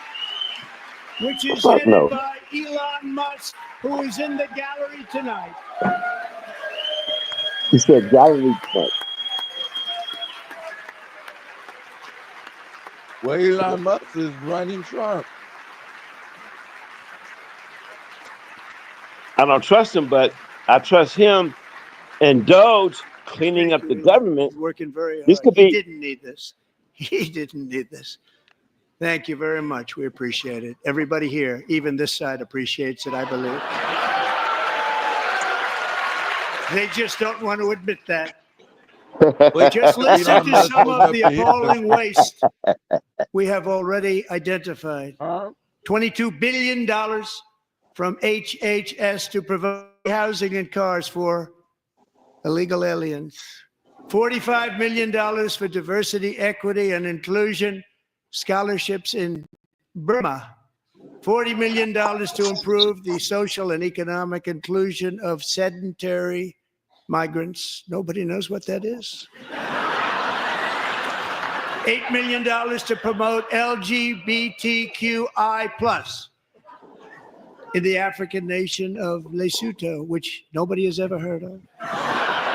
$60 million for indigenous peoples and Afro-Colombian empowerment in Central America. $60 million. $8 million for making mice transgender. That's Fauci. That was Fauci. This is real. $32 million for a left-wing propaganda operation in Moldova. $10 million for male circumcision in Mozambique. $20 million for the Arab Sesame Street in the Middle East. It's a program.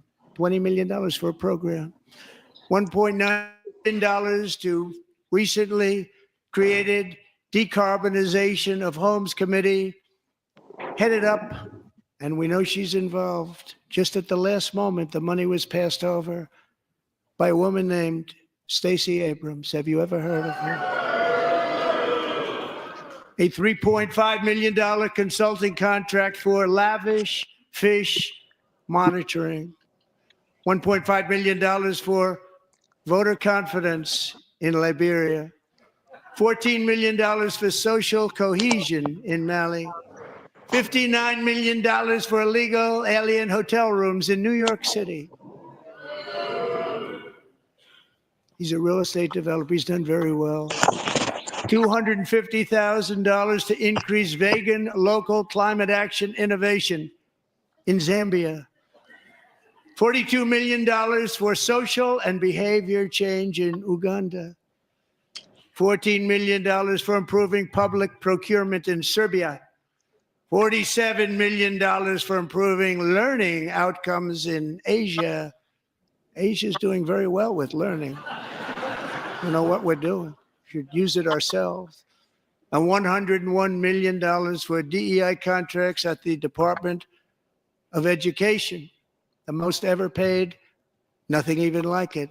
Under the Trump administration, all of these scams, and they're far worse, but I didn't think it was appropriate to talk about them. They're so bad.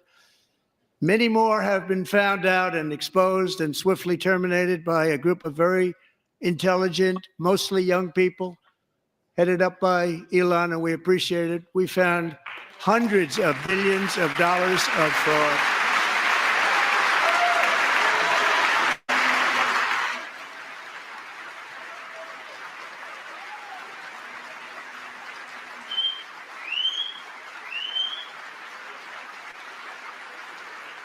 And we've taken back the money and reduced our debt to fight inflation and other things. Was that Pelosi Taken there? back a lot of that money. We got it just in time.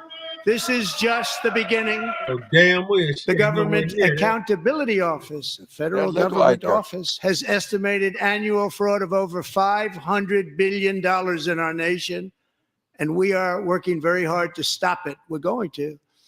We're also identifying shocking levels of incompetence and probable fraud in the Social Security program for our seniors, and that our seniors and people that we love rely on. Believe it or not, government databases list 4.7 million Social Security members from people aged 100 to 109 years old. It lists 3.6 million people from ages 110 to 119. I don't know any of them. I know some people that are rather elderly, but not quite that elderly. 3.47 million people from ages 120 to 129. 3.9 million people from ages 130 to 139. 3.5 million people from ages 140 to 149. And money is being paid to many of them. And we're searching right now. In fact, Pam, good luck. Good luck. You're going to find it. But a lot of money is paid out to people because it just keeps getting paid and nobody does. And it really hurts Social Security and hurts our country. 1.3 million people from ages 150 to 159, and over 130,000 people, according to the Social Security databases, are age over 160 years old. We have a healthier country than I thought, Bobby.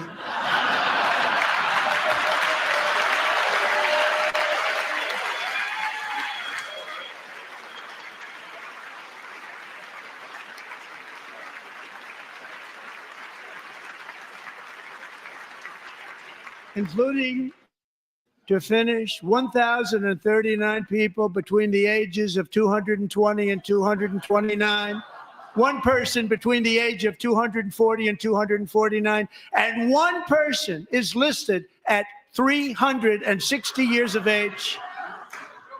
More than 100 years older than our country.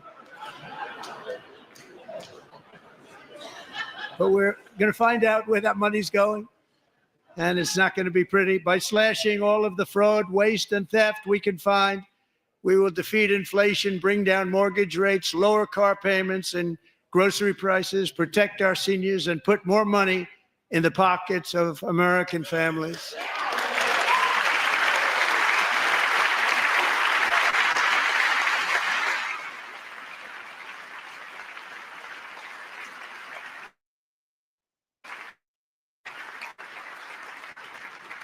And today, interest rates took a beautiful drop, big, beautiful drop. It's about time.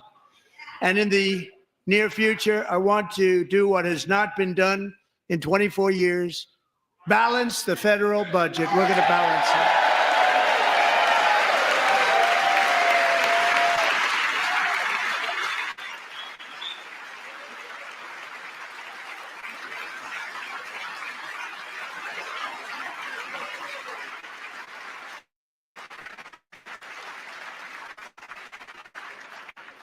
With that goal in mind, we have developed in great detail what we are calling the Gold Card, which goes on sale very, very soon. For $5 million, we will allow the most successful job-creating people from all over the world to buy a path to U.S. citizenship. It's like the green card, but better and more sophisticated. And these people will have to pay tax in our country. They won't have to pay tax from where they came. The money that they've made, you wouldn't want to do that, but they have to pay tax, create jobs. They'll also be taking people out of colleges and paying for them so that we can keep them in our country instead of having them being forced out. Number one, at the top school, as an example, being forced out and not being allowed to stay and create tremendous numbers of jobs and great success for a company out there. So while we take out the criminals, killers, traffickers, and child predators who are allowed to enter our country under the open border policy of these people, the Democrats, the Biden administration, the open border insane policies that you've allowed to destroy our country, we will now bring in brilliant, hardworking, job-creating people. They're going to pay a lot of money, and we're going to reduce our debt with that money.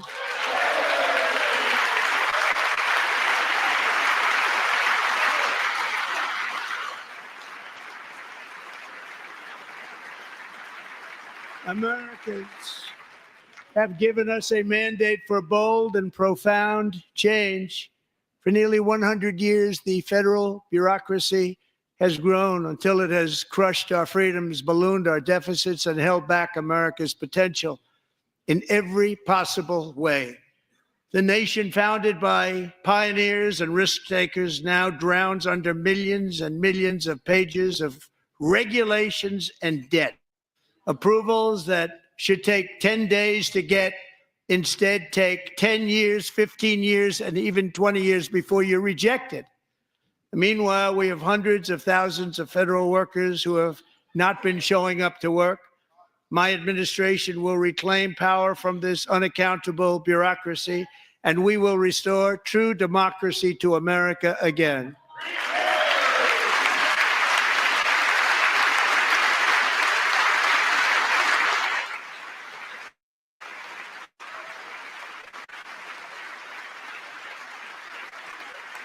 And any federal bureaucrat who resists change will be removed from office immediately.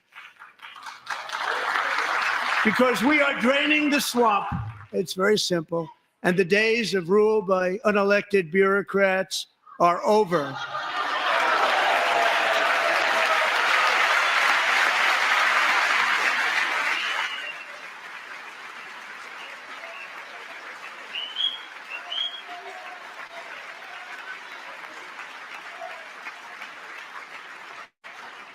And the next phase of our plan to deliver the greatest economy in history is for this Congress to pass tax cuts for everybody. They're in there. They're waiting for you to vote.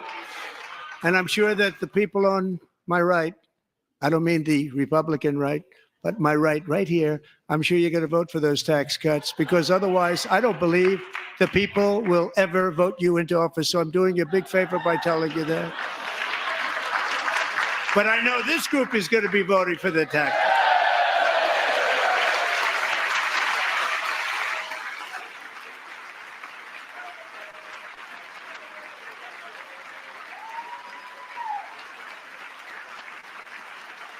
Thank you. It's a very, very big part of our plan. We had tremendous success in our first term with it, a very big part of our plan. We're seeking permanent income tax cuts all across the board. And to get urgently needed relief to Americans hit especially hard by inflation, I'm calling for no tax on tips, no tax on overtime, and no tax on Social Security benefits for our great seniors.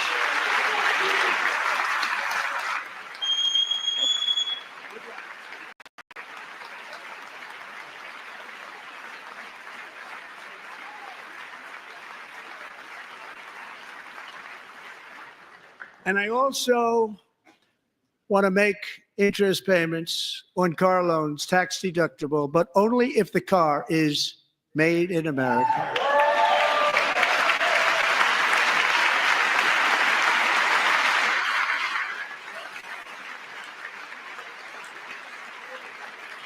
And by the way, we're going to have growth in the auto industry like nobody's ever seen. Plants are opening up all over the place. Deals are being made.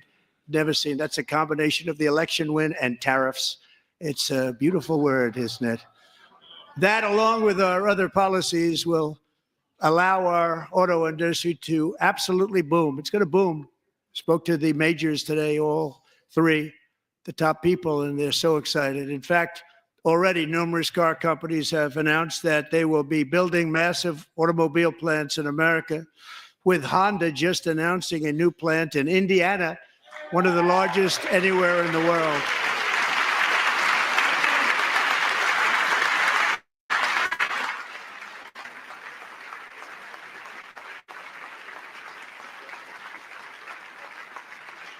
And this has taken place since our great victory on November 5th, a date which will hopefully go down as one of the most important in the history of our country.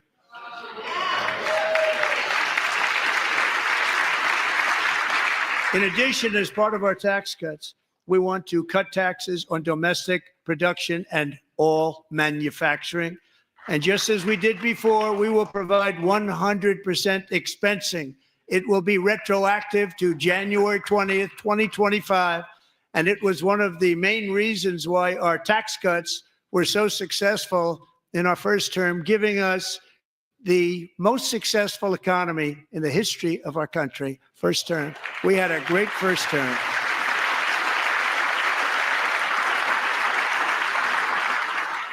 If you don't make your point in America, however, under the Trump administration, you will pay a tariff, and in some cases, a rather large one.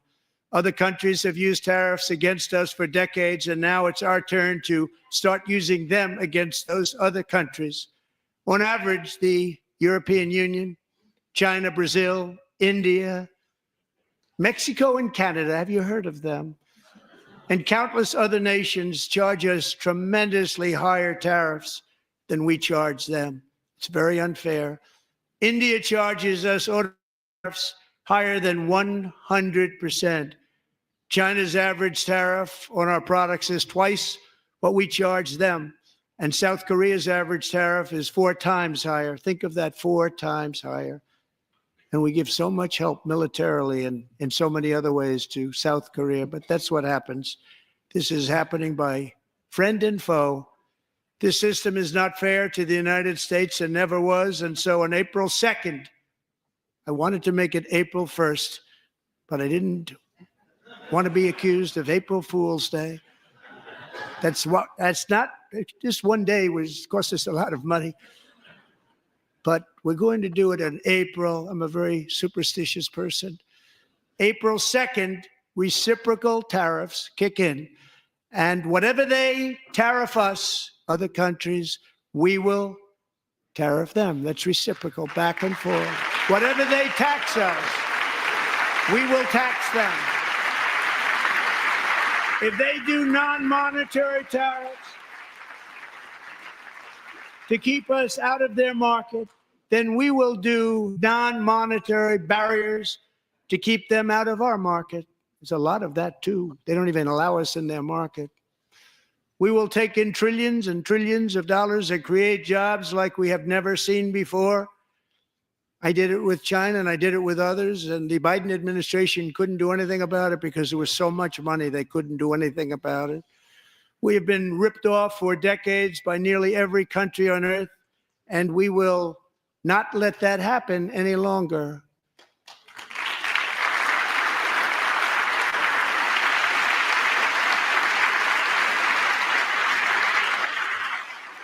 Much has been said over the last 3 months about Mexico and Canada, but we have very large deficits with both of them. But even more importantly, they've allowed fentanyl to come into our country at levels never seen before, killing hundreds of thousands of our citizens and many very young, beautiful people, destroying families. Nobody's ever seen anything like it. They are, in effect, receiving subsidies of hundreds of billions of dollars. We pay subsidies to Canada and to Mexico of hundreds of billions of dollars, and the United States will not be doing that any longer. We're not going to do it any longer.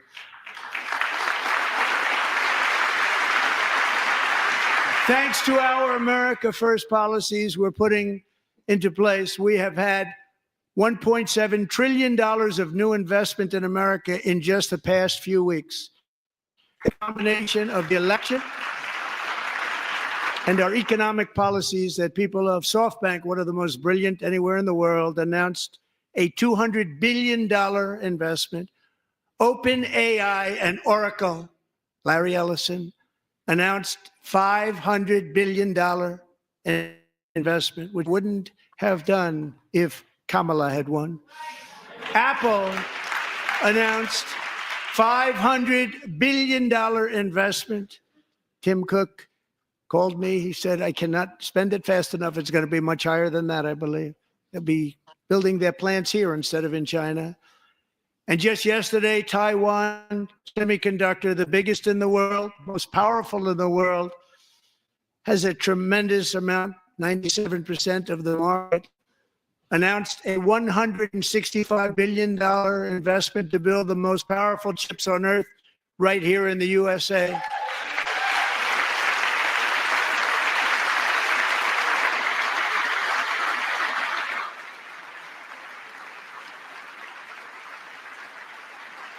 And we're not giving them any money. Your CHIPS Act is a horrible, horrible thing. We give hundreds of billions of dollars, and it doesn't mean a thing. They take our money and they don't spend it.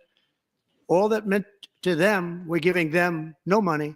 All that was important to them was they didn't want to pay the tariffs, so they came and they're building, and many other companies are coming. We don't have to give them money. We just want to protect our businesses and our people. And they will come because they won't have to pay tariffs if they build in America. So it's very amazing. You should get rid of the CHIP Act, and whatever's left over, Mr. Speaker, you should use it to reduce debt. Salute, boss. Or any other reason you want to.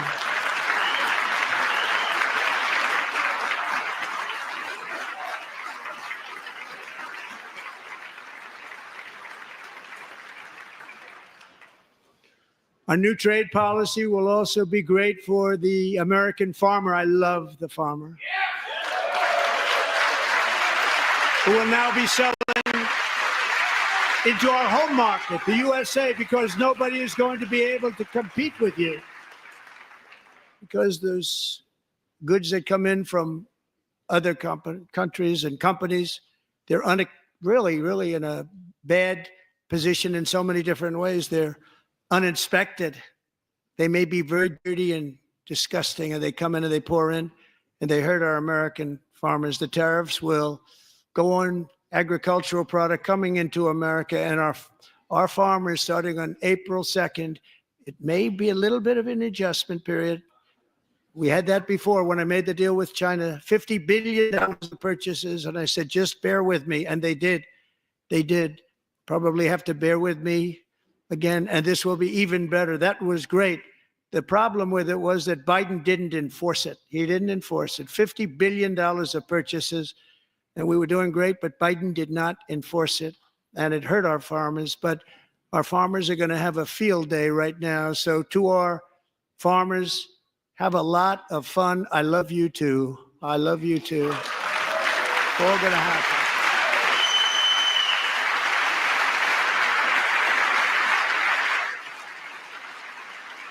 And I have also imposed a 25% tariff on foreign aluminum, copper, lumber, and steel because if we don't have, as an example, steel and lots of other things, we don't have a military, and frankly, we just won't have a country very long. Here today is a proud American steel worker, fantastic person from Decatur, Alabama.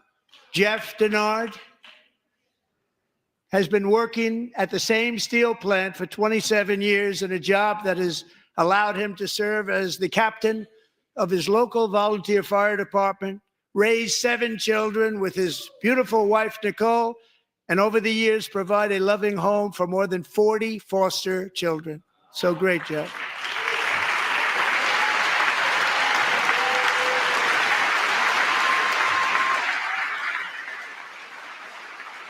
Thank you, Jeff. Thank you, Jeff.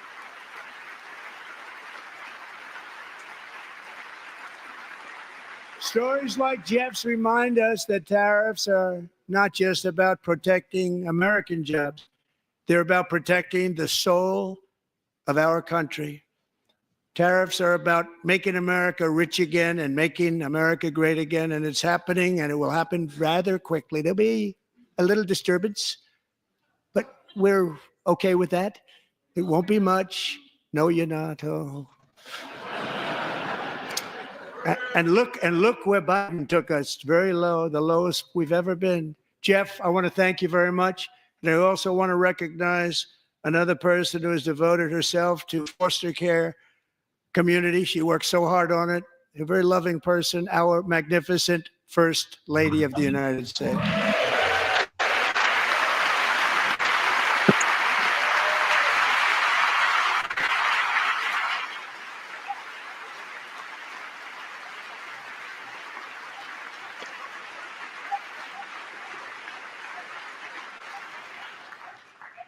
Melania's work has yielded incredible results, helping prepare our nation's future leaders as they enter the workforce.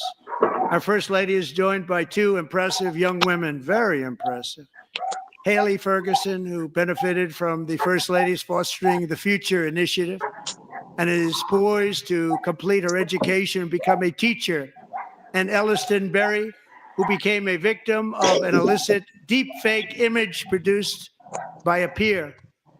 With Elliston's help, the Senate just passed the Take It Down Act, and this is so important. Thank you very much, John. John Thune, thank you. Stand up, John. Thank you, John.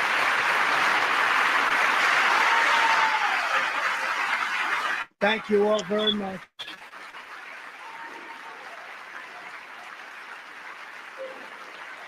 Thank you. And thank you to John Thune and the Senate. Great job. To criminalize the publication of such images online is terrible, terrible thing.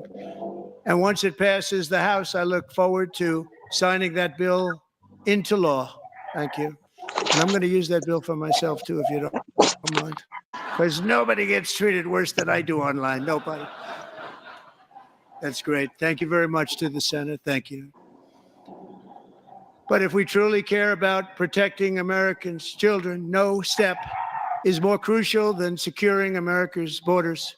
Over the past 4 years, 21 million people poured into the United States. Many of them were murderers, human traffickers, gang members, and other criminals from the streets of dangerous cities all throughout the world.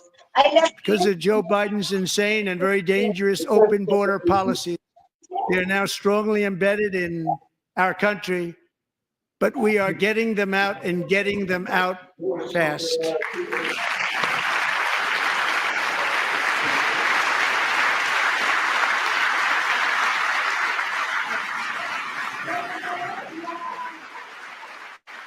And I want to thank Tom Homan and Christy. I want to thank you and Paul of Border Patrol.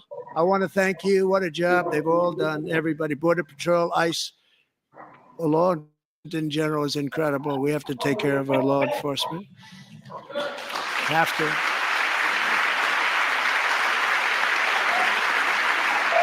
Last year, a brilliant 22-year-old nursing student named Laken Riley the best in her class, admired by everybody, went out for a jog on the campus of the University of Georgia. That morning, Lakin was viciously attacked, assaulted, beaten, brutalized, and murdered.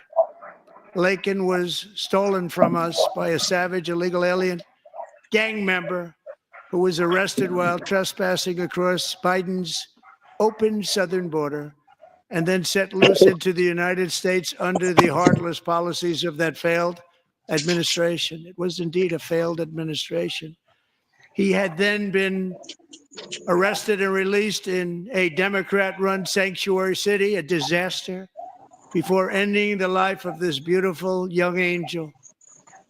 With us this evening are Lakin's beloved mother, Allison, and her sister, Lauren.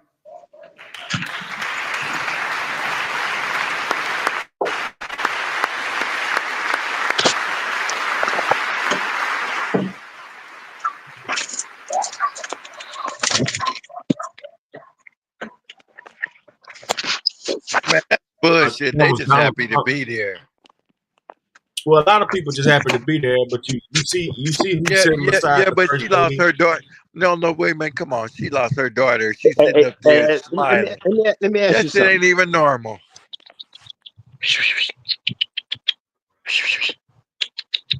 I got a new cat. Go ahead, Deuce. You want to see her? You want to see her? Hey, I'm gonna show you the house. SendaRoni offline. I got a new cat. Let me show you. Show you the cat. Come. Yeah, that woman lost her daughter. She's sitting up there motherfucking smiling.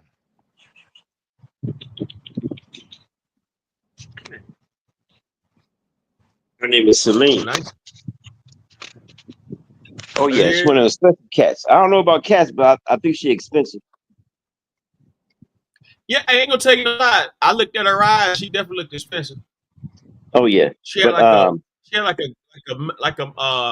a Mountain Dew green eye, something like that. Brown eyes. Yeah, they took her to my wife's sister's house, and that bitch fought all night. That bitch with the business. But if you think Trump is not going to deal with police brutality, you are sadly mistaken. He only been in office 3 months, 2 months, 2 going on 3 months. He's going to deal with every problem that Americans have. Now, he done dealt with the cartels already. They make another move, nigga. You gonna be my whole thing about that police shit is if you get the death penalty for killing them, what the fuck they get for killing you? No, he gonna deal with that. He's working a deal because bad police are gonna get fired. Bad police are going to get fired. It's not gonna be a police corruption. You see what's going on in Alabama. You see what's going on in Mississippi, where they basically RICO. Watch what happens. Watch what happens. Let them get pumped up off that bullshit. Watch what happens. Because we're dealing with leadership here, government leadership, to where if you don't listen to him, he's gonna deal with you. They gonna hang themselves. Your what are you looking for? Your oh, hold on. It's probably in your room. But he gonna deal with it. It's not people say, well, he's saying this and saying that, but he's not gonna deal with this and that. What's real. Give the man a little bit of time, he gonna deal with it. They're gonna hang themselves. What do you mean? They're gonna hang themselves. Got nothing to move. Now, a lot of people I'm hearing from other places saying he's a white Christian, Protestant imperialist, but he got to respect some of the rules that are going on. Now, just think about English being the official language. That's a him, them, they shit.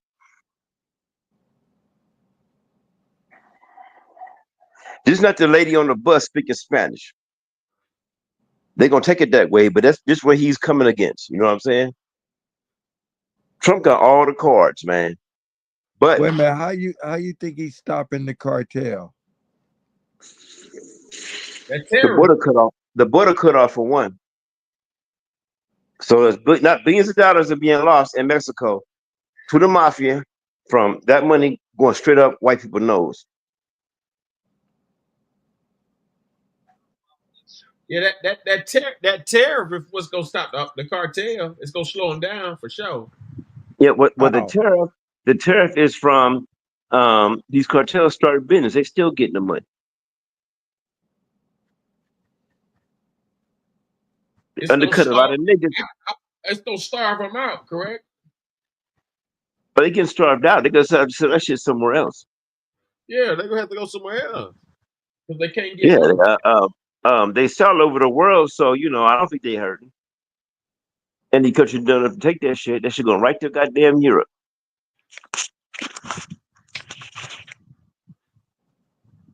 But the days of cutting your own population in half through drugs is over in the United States, if he gets his way. Hey, listen, let me tell you something. That bad dope shit, I don't blame him about that shit. Like them motherfuckers need to be put down. You put like that. This shit is crazy. It shouldn't look. That shit is Yeah, crazy. cocaine was cool, All but these now it's something else. overdoses, all these bad drugs and shit, man. Get the fuck out of here. Cocaine wasn't even cool, but it was something else, stronger drug, you know, designer drugs, and then it's stronger drug. Now it's got fentanyl. Now it's got this and that. Now when they get to cutting the white population in half through that fentanyl shit, he gonna cut that shit. Everybody's gonna benefit from that. Now, the double-edged sword the Democrats dealt. Yeah, Democrats gonna take their niggas sorry as fuck right now, but it's because they ain't do enough. Now you think in 4 years?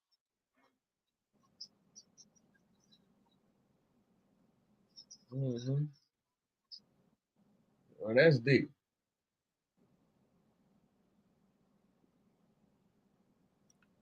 Yeah, that's deep. My bad. Can you hear me? Mic check. Mic check 1, 2. Oh yeah, he gonna clip the Republican Party too. Now, is the beginning or the end of the New World Order? We gonna find out, but it's not gonna continue the What'd you way say? it's Is it going the beginning or the end? of the New World Order. I don't know. Hmm. Why would you think it? Why would you think it would be the end?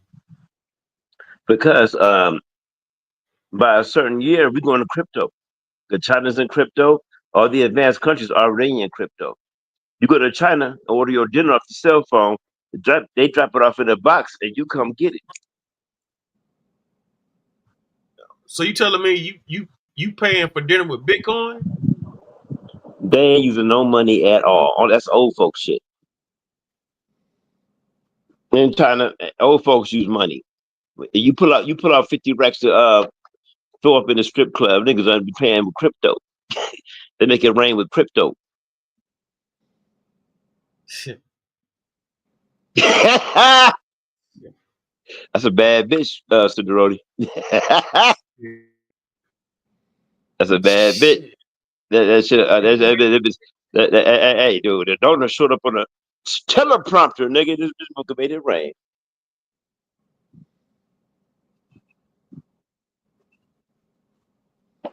He was an NFL player, man. I like fucking with him. What's his name? Pac-Man. Them days was over, son. Pac-Man Jones. Pac-Man What about Jones. I what about Hey, who fucking? is that? Hey, love who that is nigga. that? Hey, who is that? Who is that in the NFL finna get the man caught with his wife and talking about he ruined her? Oh, Steve Smith? No, it wasn't Smith. It was somebody else. I don't. Steve Smith from Panthers got caught with some shit. It just happened to Steve Smith. I think I knocked out an IUD or some shit. I don't know. Oh, who knocked out an IUD? Steve Smith. Stephen A. Smith? Hell no. Steve Smith from Carolina Panthers. The Ravens hog, nigga. From Santa Monica College, nigga. He just knocked out a girl's IUD? Well, I don't know. That was I seen in the headline. I thought it was funny. But But was it Stephen Smith? no. Stephen A. It's a Smith is player named Steve Smith. Stephen Smith. It's Anchor. impossible for him to do something like that. But Steve Smith, He was fucking somebody's wife and got caught. Yeah, Crying. that's him. That's him. The football player Steve Smith. Hey, I seen that on this show. Yeah, I just talked about it. He was up here. I don't know why he brought it back up. He was just up and talking about it. So what happened to Steve Smith? He got caught cheating. He got caught cheating. But yeah, but his wife was down with him like a real bitch. You know what I'm saying? But he ended up fucking this gray girl.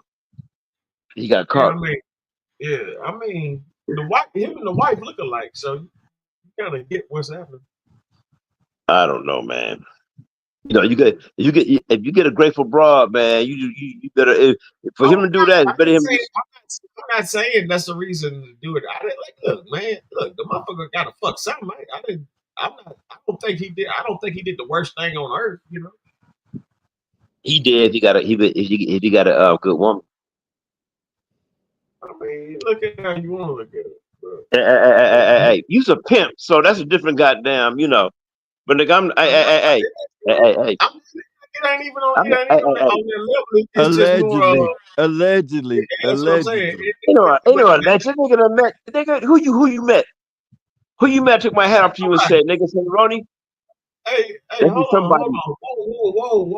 Whoa, shit, man. What you talking about? Knock the shit off SendaRoni, nigga.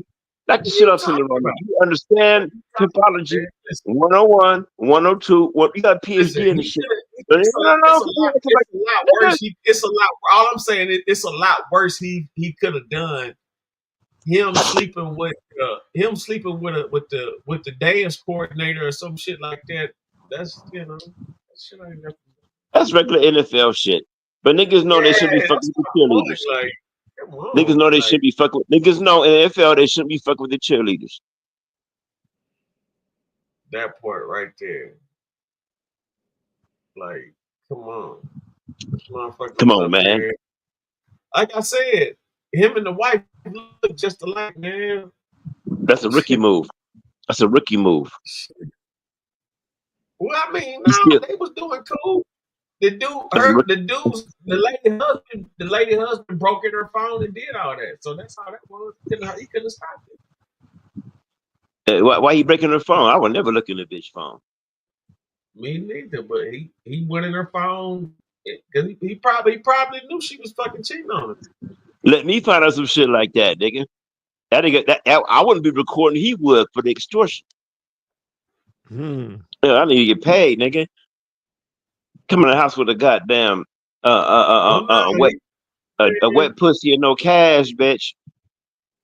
Man, he put the bitch all on social media and everything. Everybody going for divorce and all that. Everybody, he fucked that bitch up. Man, obviously she couldn't produce the funding to stop that shit. Yeah, nigga, hey, how many times you fuck? 3? I want 3 million. And I know you got it. I hook you with an investment or something. And then when he see one investment, I give him my bitch. Bitch, pack your shit and go over there. Cause y'all so goddamn smart. SendaRoni, come take this bitch. Put that bitch in the corner of goddamn 64th and Cottage Grove. You fuck out of here with that shit. Fuck you think you fucking with? I'm gonna put her on Polinsky. Nigga, Figueroa and Imperial, cuz knock it off. Knock the shit off. But I'm gonna need this pain to go away. And this pain is gonna cost a couple million. I heard that, but all in all, man, everything was good, man. I think, I'm gonna wrap up the show, but I think that situation earlier with Lil Ronnie, I think he was, just the daughter was just a victim of the situation, but he's on records talking about killing other people with their daughter in the car too. Hey man, this happens. Yeah, but I know, but this happens all the time. But this one got mothers hurt, or sisters hurt, or families hurt. And could it lead to a change? That's the whole thing about it. They encourage that gangster shit, but when it happened, all of a sudden, this what you doing. Get the fuck out of here, man. Fuck out of Hey, here. hey, as a soldier, nigga, if it come to my ops, nigga, I'm not gonna be a hypocrite, man. I wouldn't give a fuck either. But they would have to That's do what I'm saying. something. Real shit. Like, come on. They have to do something more than that bullshit. Man, Hey, let me mate, tell you talk something. about some, you really have to kill one of my loved ones for me to do that to you. Yeah, what's up? Like, ain't no way for them to want to kill him that bad. It had to be serious. Well, they did that. They did that to hurt somebody else. But anyway, it was sloppy and messy, and on top of that, it got national headlines. So, somebody go snitch, and that family's gonna be crying when that nigga's gone. The best thing for them to do is blame it all on one person. He take the goddamn heat. But it's two people, so they go find out who it was. But I'm gonna tell you like this. You gotta check this out, right? The people that did that, I guarantee you they gonna wind up being some kids. They gonna wind up being like 13, 17. They gonna be some babies. I guarantee it. It's just like Pop Smoke, and that's what I'm saying. Snoop alluded to this. They're gonna get a kid to do the shit, and the law used to be like when you get a certain age, you get out. Don't worry, don't trip. Oh yeah. But then say you charge as an adult, that's when the snitches start. Yeah. But I want to know why all black people come on Ricos and nobody else. Shit, man, you already know why. It's gotta be in the room now. You already know why. Hey, y'all see Puff lawyers leaving him because his son is fucking up. Puff lawyers is sweated by the Illuminati. They better I throw ain't everything. heard say what now, see, Mike? They leaving him because his son keep fucking up. What you mean? Son is doing the same shit. He getting caught doing free Fucking calls? up hotel rooms and partying and drugging bras. Oh, that's bad. How you teach your kid to do shit like that? And his father in jail, so they like, okay. They gonna bring his kid to jail too. Watch and see. No mama, none of that shit. That nigga is fucked up. That's a fucked up, dysfunctional black Illuminati victim of racism bullshit. What a mess. No fraternity gonna save him. I heard they had arrested Puff's mama and nobody knew about it.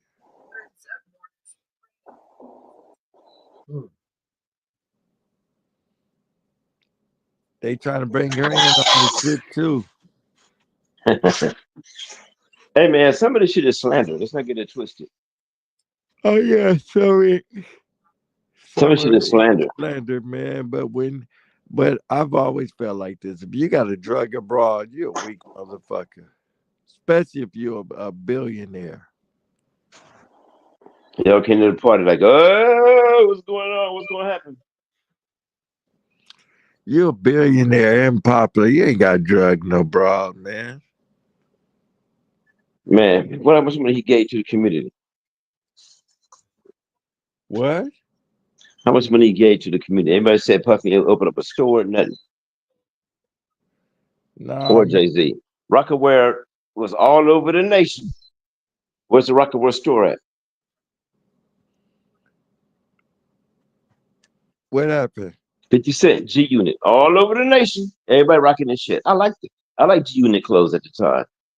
It was better than Carhartt, Dickies, all that shit, right? Where the store at?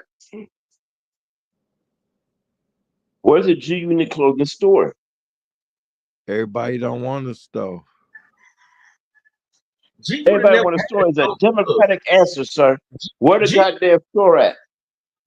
They never had no store. You had to buy their shit at wherever they sold clothes at. No. It wasn't in no goddamn JC Penney's. It was. Bullshit. G You know about a Unit goddamn Rockaware G-Unit, Sean motherfucking sweat at John no Rock, goddamn all Macy's that cities, shit nigga. at JC Penney's and Macy's. That nigga had no goddamn bush. I gotta look. Let me research this shit. Man, what the hell you talking about? Nigga, they went no goddamn rock. You had to go to the store, not the store, the store to Man, get that shit. It was man, all over the place, nigga. no, Sean John, all that shit was up at Macy's. Sean John, G-Unit, Rockaware was all at Macy's, JC Penney's, all that shit, man. Journeys, all that. You know, because you bought it from there? Yeah. I never looked at that from there, nigga. You must be crazy paying them prices at there for that shit. I get that shit have got there swap meet. I ain't wearing no knockout, man.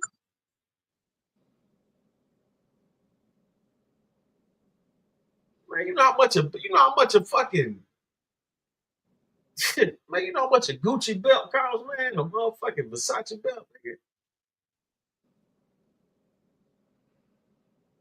Motherfucker.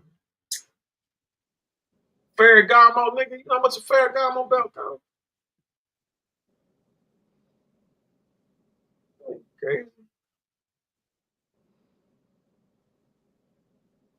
One thing about fashion, it never depreciates. You can always fuck with it, no matter what time.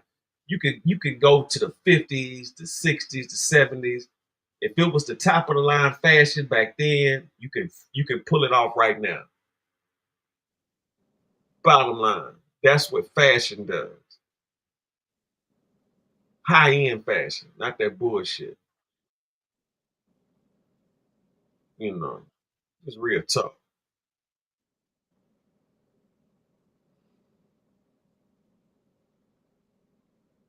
Don't get it fucked up, man.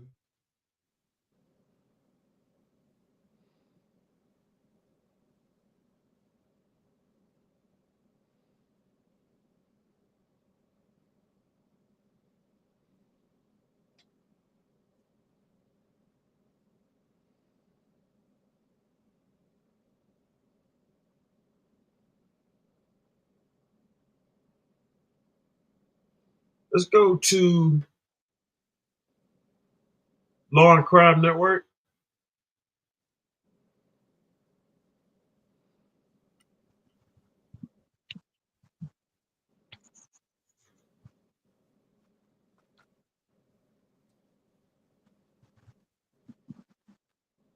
Let's go to 11 horrific claims in wealthy real estate, brother sex trafficking case.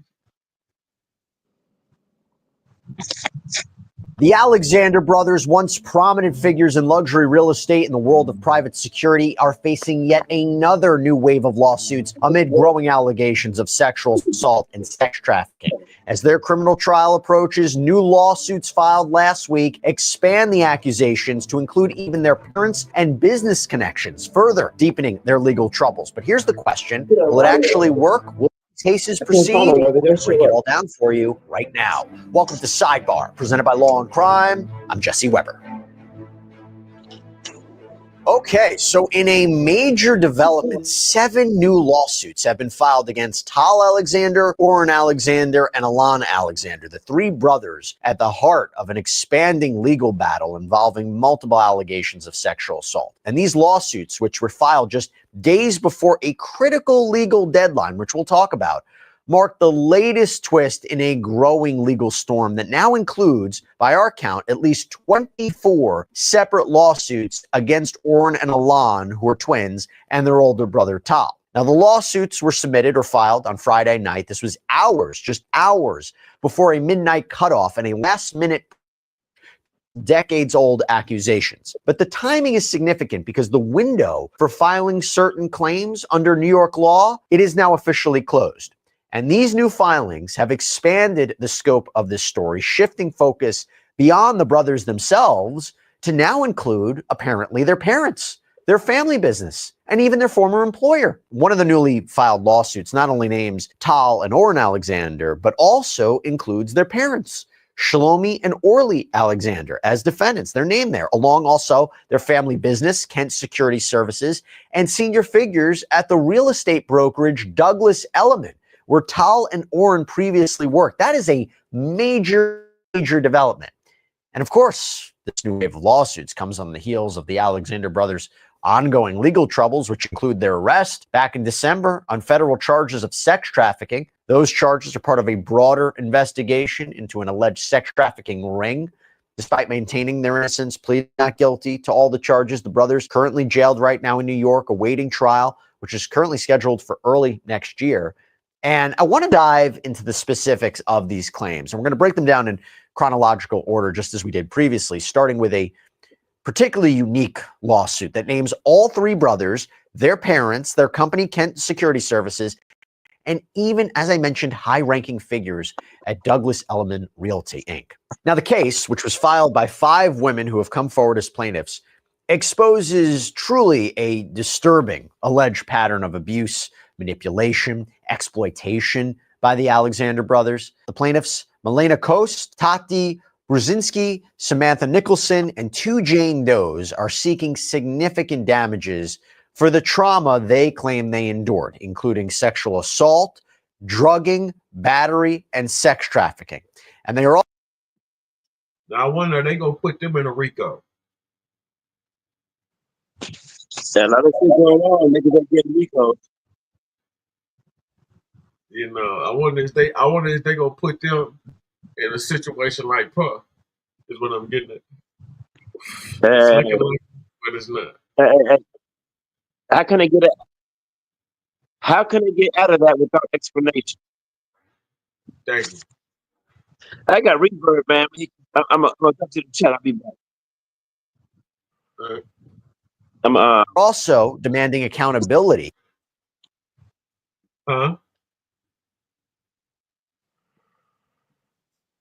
From those they believe enabled or turned a blind eye to this alleged abuse. The lawsuit claims that this alleged abuse stretched over nearly a decade, from 2009 to 2017, and occurred at multiple locations. The Alexander brothers are accused of exploiting their wealth, their influence, their connections to carry out these alleged, what are essentially criminal acts. Gotta say, is this story, most of the stories we cover on Sidebar Show, the world can be something, to say the least, right? It's scary thinking about how to protect yourself. And we always try to partner with companies that can maybe help you out, provide some security. Well, I'll tell you what, we have one right now I want to tell you about, our sponsor, Delete Me. Because did you know that your personal data is being harvested and sold online by data brokers? Yeah, anyone can buy your personal details. And when this happens, you're at risk for a whole host of things: identity theft, phishing scams, potential stalking. But Delete Me helps keep your personal information private. I mean, they found dozens of data brokers with my information. They had to remove it from so many listings. And by the way, Delete Me will keep monitoring sites for you so your information doesn't find its way back on there after the first removal. And using Delete Me has given me peace of mind about my family too, because if someone buys your data via data broker, they can see information about your relatives. So right now you can get 20% off Delete Me and protect your personal data when you go to joindeleteme.com/sidebar and use promo code sidebar at checkout. The case begins with Samantha Nicholson's account of what is, again, a truly harrowing alleged incident from 2009. According to the lawsuit, quote, plaintiff Samantha Nicholson was held down and raped by the Alexander brothers against her will in a hot tub in the Hamptons, and then locked in a bedroom in a New York City apartment where she was raped again. And Nicholson describes this experience as violent and traumatic and left her physically and emotionally scarred. Next up, we have Jane Doe 1, who alleges that in 2011, Tal Alexander drugged and raped her in the Hamptons. According to the filing, plaintiff Jane Doe 1 was savagely drugged and raped by defendant Tal Alexander in the Hamptons in 2011. Jane Doe 1 has pictures of this night and went to the hospital for treatment immediately thereafter. Pictures could be a compelling piece of evidence if that's true. 2012, Milena Coast claims she was raped by Orrin and Alon Alexander in a bathroom after a house party in New York. According to the lawsuit, she was violated in a very brutal and degrading manner, and this marked the beginning of an alleged pattern of abuse that would continue for essentially years. And one of the most disturbing accounts, as if the rest of these allegations aren't, to say the least, comes from Tati Brzezinski, who claims that in 2013, Alon Alexander drugged and raped her at his Manhattan apartment. And she alleges that she was then trafficked and raped again by both Alon and Orrin Alexander. Another graphic account is from Jane Doe 2, claims that in 2017, Alon Alexander drugged and sexually assaulted her in Miami. And according to her, despite repeatedly telling him no because she was menstruating, she alleges that Alon forcibly removed her tampon, raped her, and coerced her into performing oral sex. Lawsuits suggest that the assault was filmed by others who were present that night. Jane Doe, too, believes she was further sexually abused during this event. Now, as I mentioned, while the Alexander brothers are the primary defendants here, this lawsuit targets several other high-profile individuals and entities accused of enabling or turning a blind. Sounds like a RICO to me. I mean, it's a lot of juicy details going on. They taking the tampon out.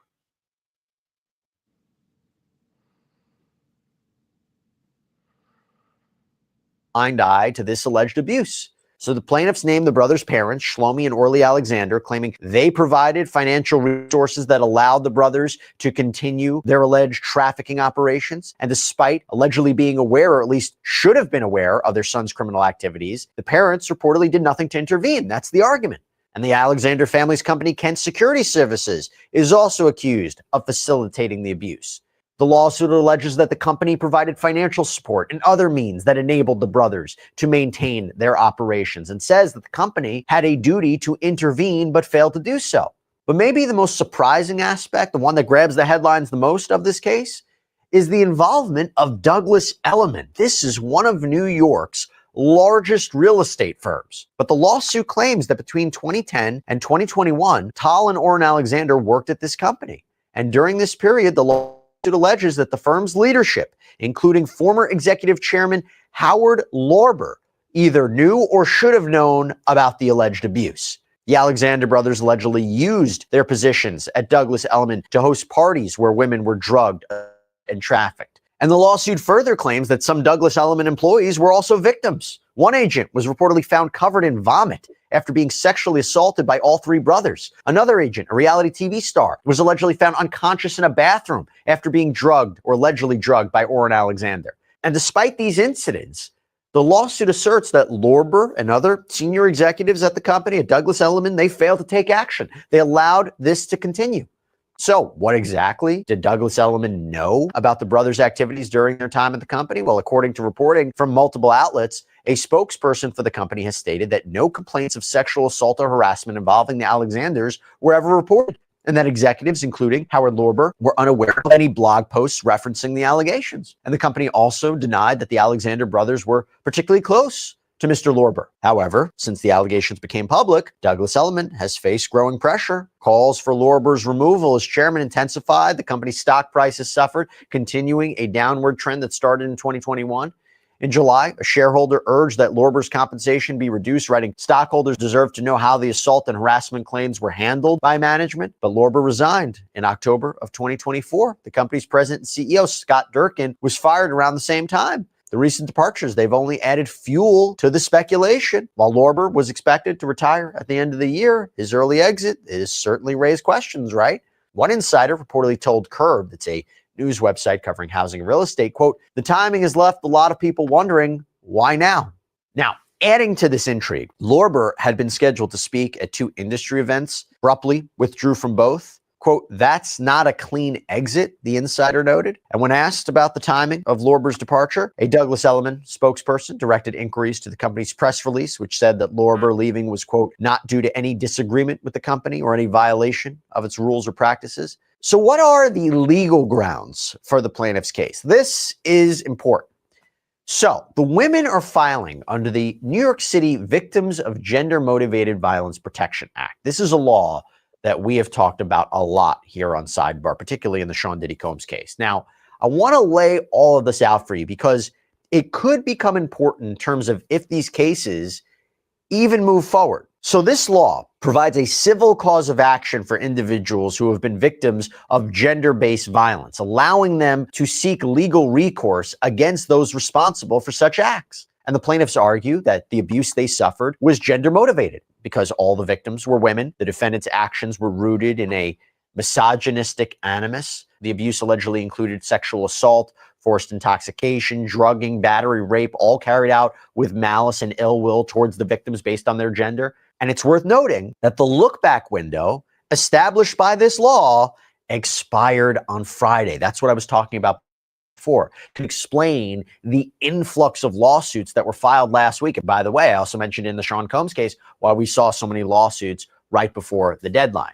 Now, here's the thing. In the past, New York State passed two key acts, the Child Victims Act and the Adult Survivors Act, and both of which regulate the statute of limitations for civil claims related to sexual offenses. These acts extended the time frames for filing civil claims with specific retroactive windows for previously time-barred cases. The Victims of Gender-Motivated Violence Protection Act, this city law, was then enacted to provide a civil remedy for victims of gender-based violence, including sexual assault.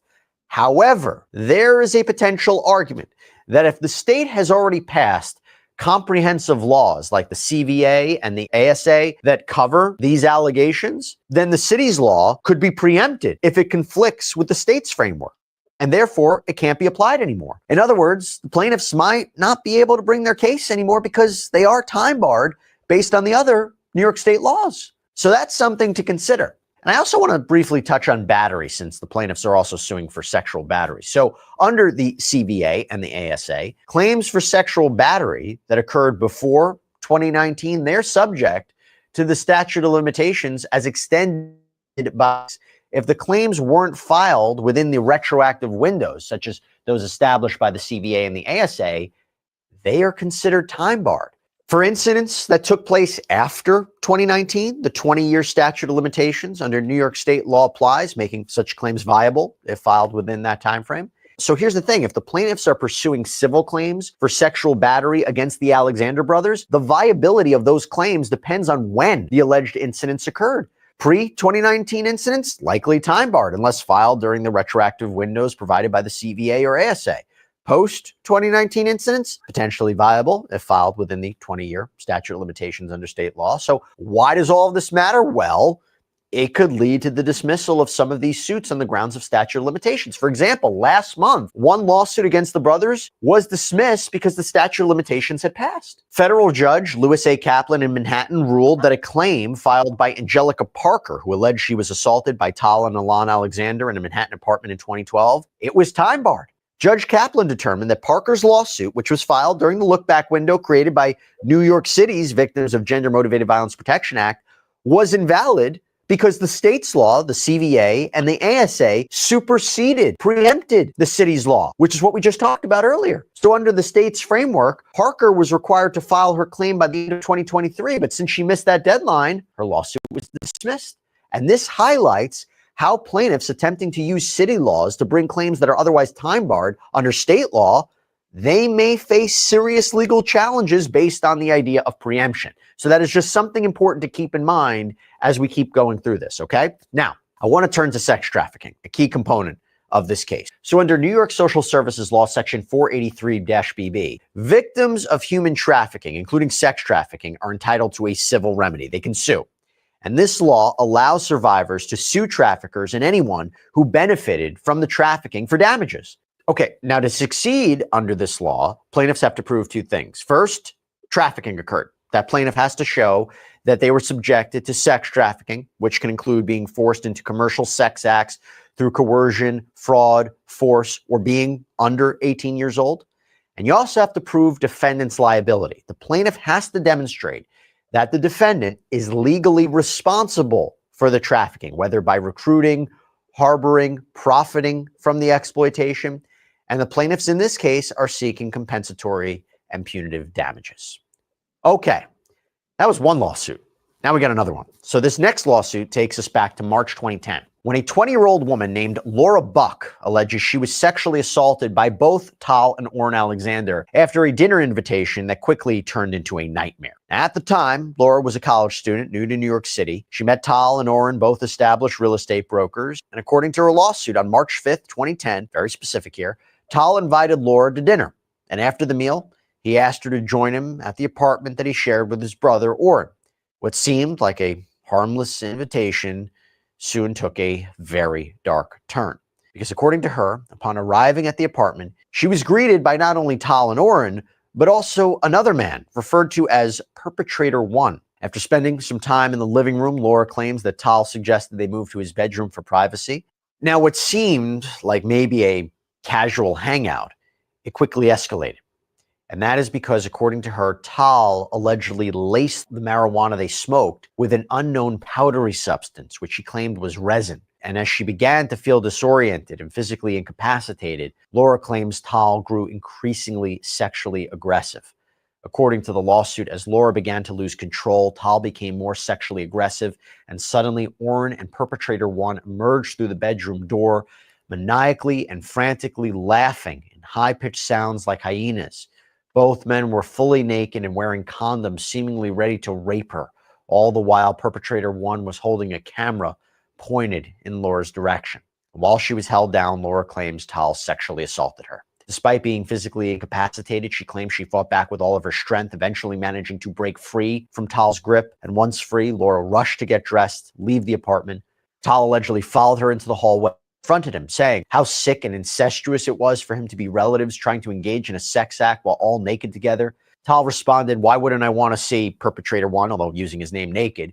And then he allegedly made a grotesque comment about the unnamed individual's genitalia. And despite still being disoriented and physically unsteady, Laura claims she managed to leave that apartment. She later recalls being unsure of how she got back to her own apartment. But the next day, she claims she woke up confused, traumatized, devastated by what had happened. She went to a local hospital seeking medical attention, asked for a police report to be filed, as well as a drug screen, I should say. And according to the lawsuit, quote, "Unfortunately, once the police arrived, they refused to file a report, instead blaming the victim for voluntarily smoking marijuana and insisting that she had no recourse. To make matters worse, the hospital failed to run a drug screen." So this is really important because these will be questions that will be used to challenge her story. Why didn't you go to the police? Why didn't you have documentation about the drug screen? Things like that. Well, she's explaining why.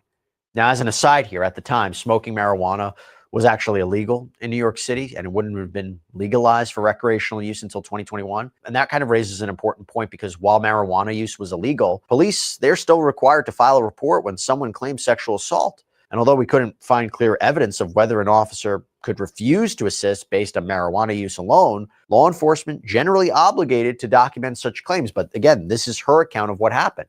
So the failure report, very concerning, as the police should take all allegations seriously. But again, this is her take on what happened. But look, if this woman truly did go to police and they refused to help her, very, very disturbing to say the least. Now, after allegedly being denied help, Laura reached out to Tal directly, and she says she did that to express her outrage about what happened. Now, Tal allegedly remained unapologetic, dismissive, and in an act of defiance, Laura allegedly returned to the building where Tal lived and wrote, "Tal Alexander is a rapist, and Orrin Alexander is a rapist," in red lipstick on the building's walls. And she claims that in response, Tal filed a police report against her, accusing her of harassment.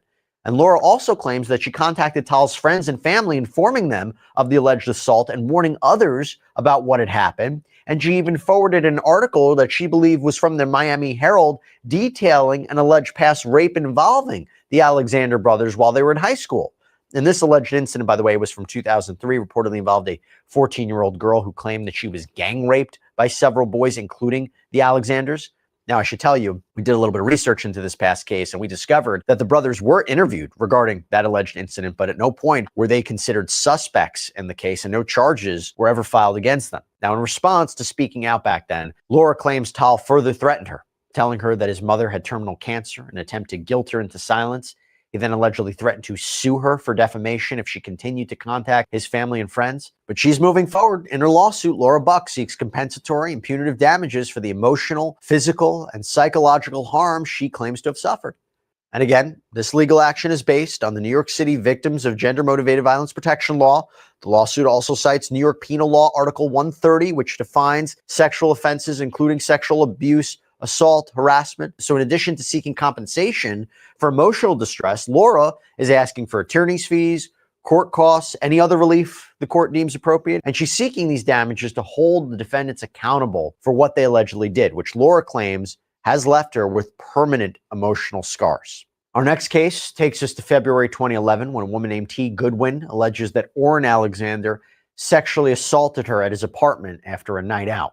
Now, the case actually began in the fall of 2010 when Goodwin says she attended a Gotham magazine party at STK Steakhouse in the West Village. It was there that she apparently met Orrin, struck up a conversation with her, to exchange contact information, and over the following weeks, they communicated sporadically over text. And Goodwin says she hung out with Orrin prior to the alleged assault. Nothing inappropriate happened. And she claims that on February 6, 2011, Orrin invited her and some friends to a Super Bowl party at his apartment. Now, Goodwin attended with 2 friends, and the evening ended without any kind of incident. But then you fast forward to February 13th, 2011. And this is when, according to her, Orrin invited her out again, this time to a Gotham magazine party celebrating New York Fashion Week. Now, Goodwin agreed to meet him at the Paramount Hotel where the event was being held, and upon arriving at around 9 p.m., she was greeted by Orrin, his twin brother Alon, and an unidentified woman.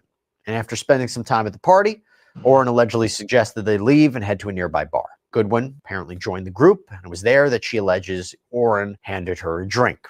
And she claims after consuming that drink, the nightmare began. According to the filing, quote, "At that moment, T's night spiraled into darkness. After consuming the beverage provided by Orrin, she became significantly impaired and began losing control of her motor functions. T's final memory at the bar was falling to the ground and having to be helped to her feet. Notably, T has little to no memory of her interactions inside the bar, leaving the bar with Orrin, or how she ended up at his apartment. But here's the thing. Even though her memories were seemingly foggy, Goodwin claims she clearly remembers she was sexually assaulted. And she alleges she woke up in a strange bed to find Orrin sexually assaulting her. She was unable to speak. She was unable to move during all of this. And Goodwin says that she lapsed in and out of consciousness, but during the moments when she was aware, she was horrified by what was allegedly happening. And she claims she woke up the next morning, partially clothed, confused, disoriented. Seeing Orrin asleep, she quickly gathered her belongings, fled the apartment, hailed a cab back to her apartment in the East Village. And when she arrived home, she claims she just started crying uncontrollably, unsure of what to do next. Eventually, she confided in a close friend telling her that Orrin had raped her. And she says her friend encouraged her to go to the police, but Goodwin was hesitant. Instead, she took another step. According to her filing, T went to a local pharmacy where she purchased and took Plan B. And while she wanted to go to the authorities, T was concerned about Orrin's wealth, power, influence. Through interactions and observations, Orrin had seen fit to make T keenly aware of his family's power and connections. Instead of reporting, she repressed the memory of the horrifying evening and tried to move forward with her life.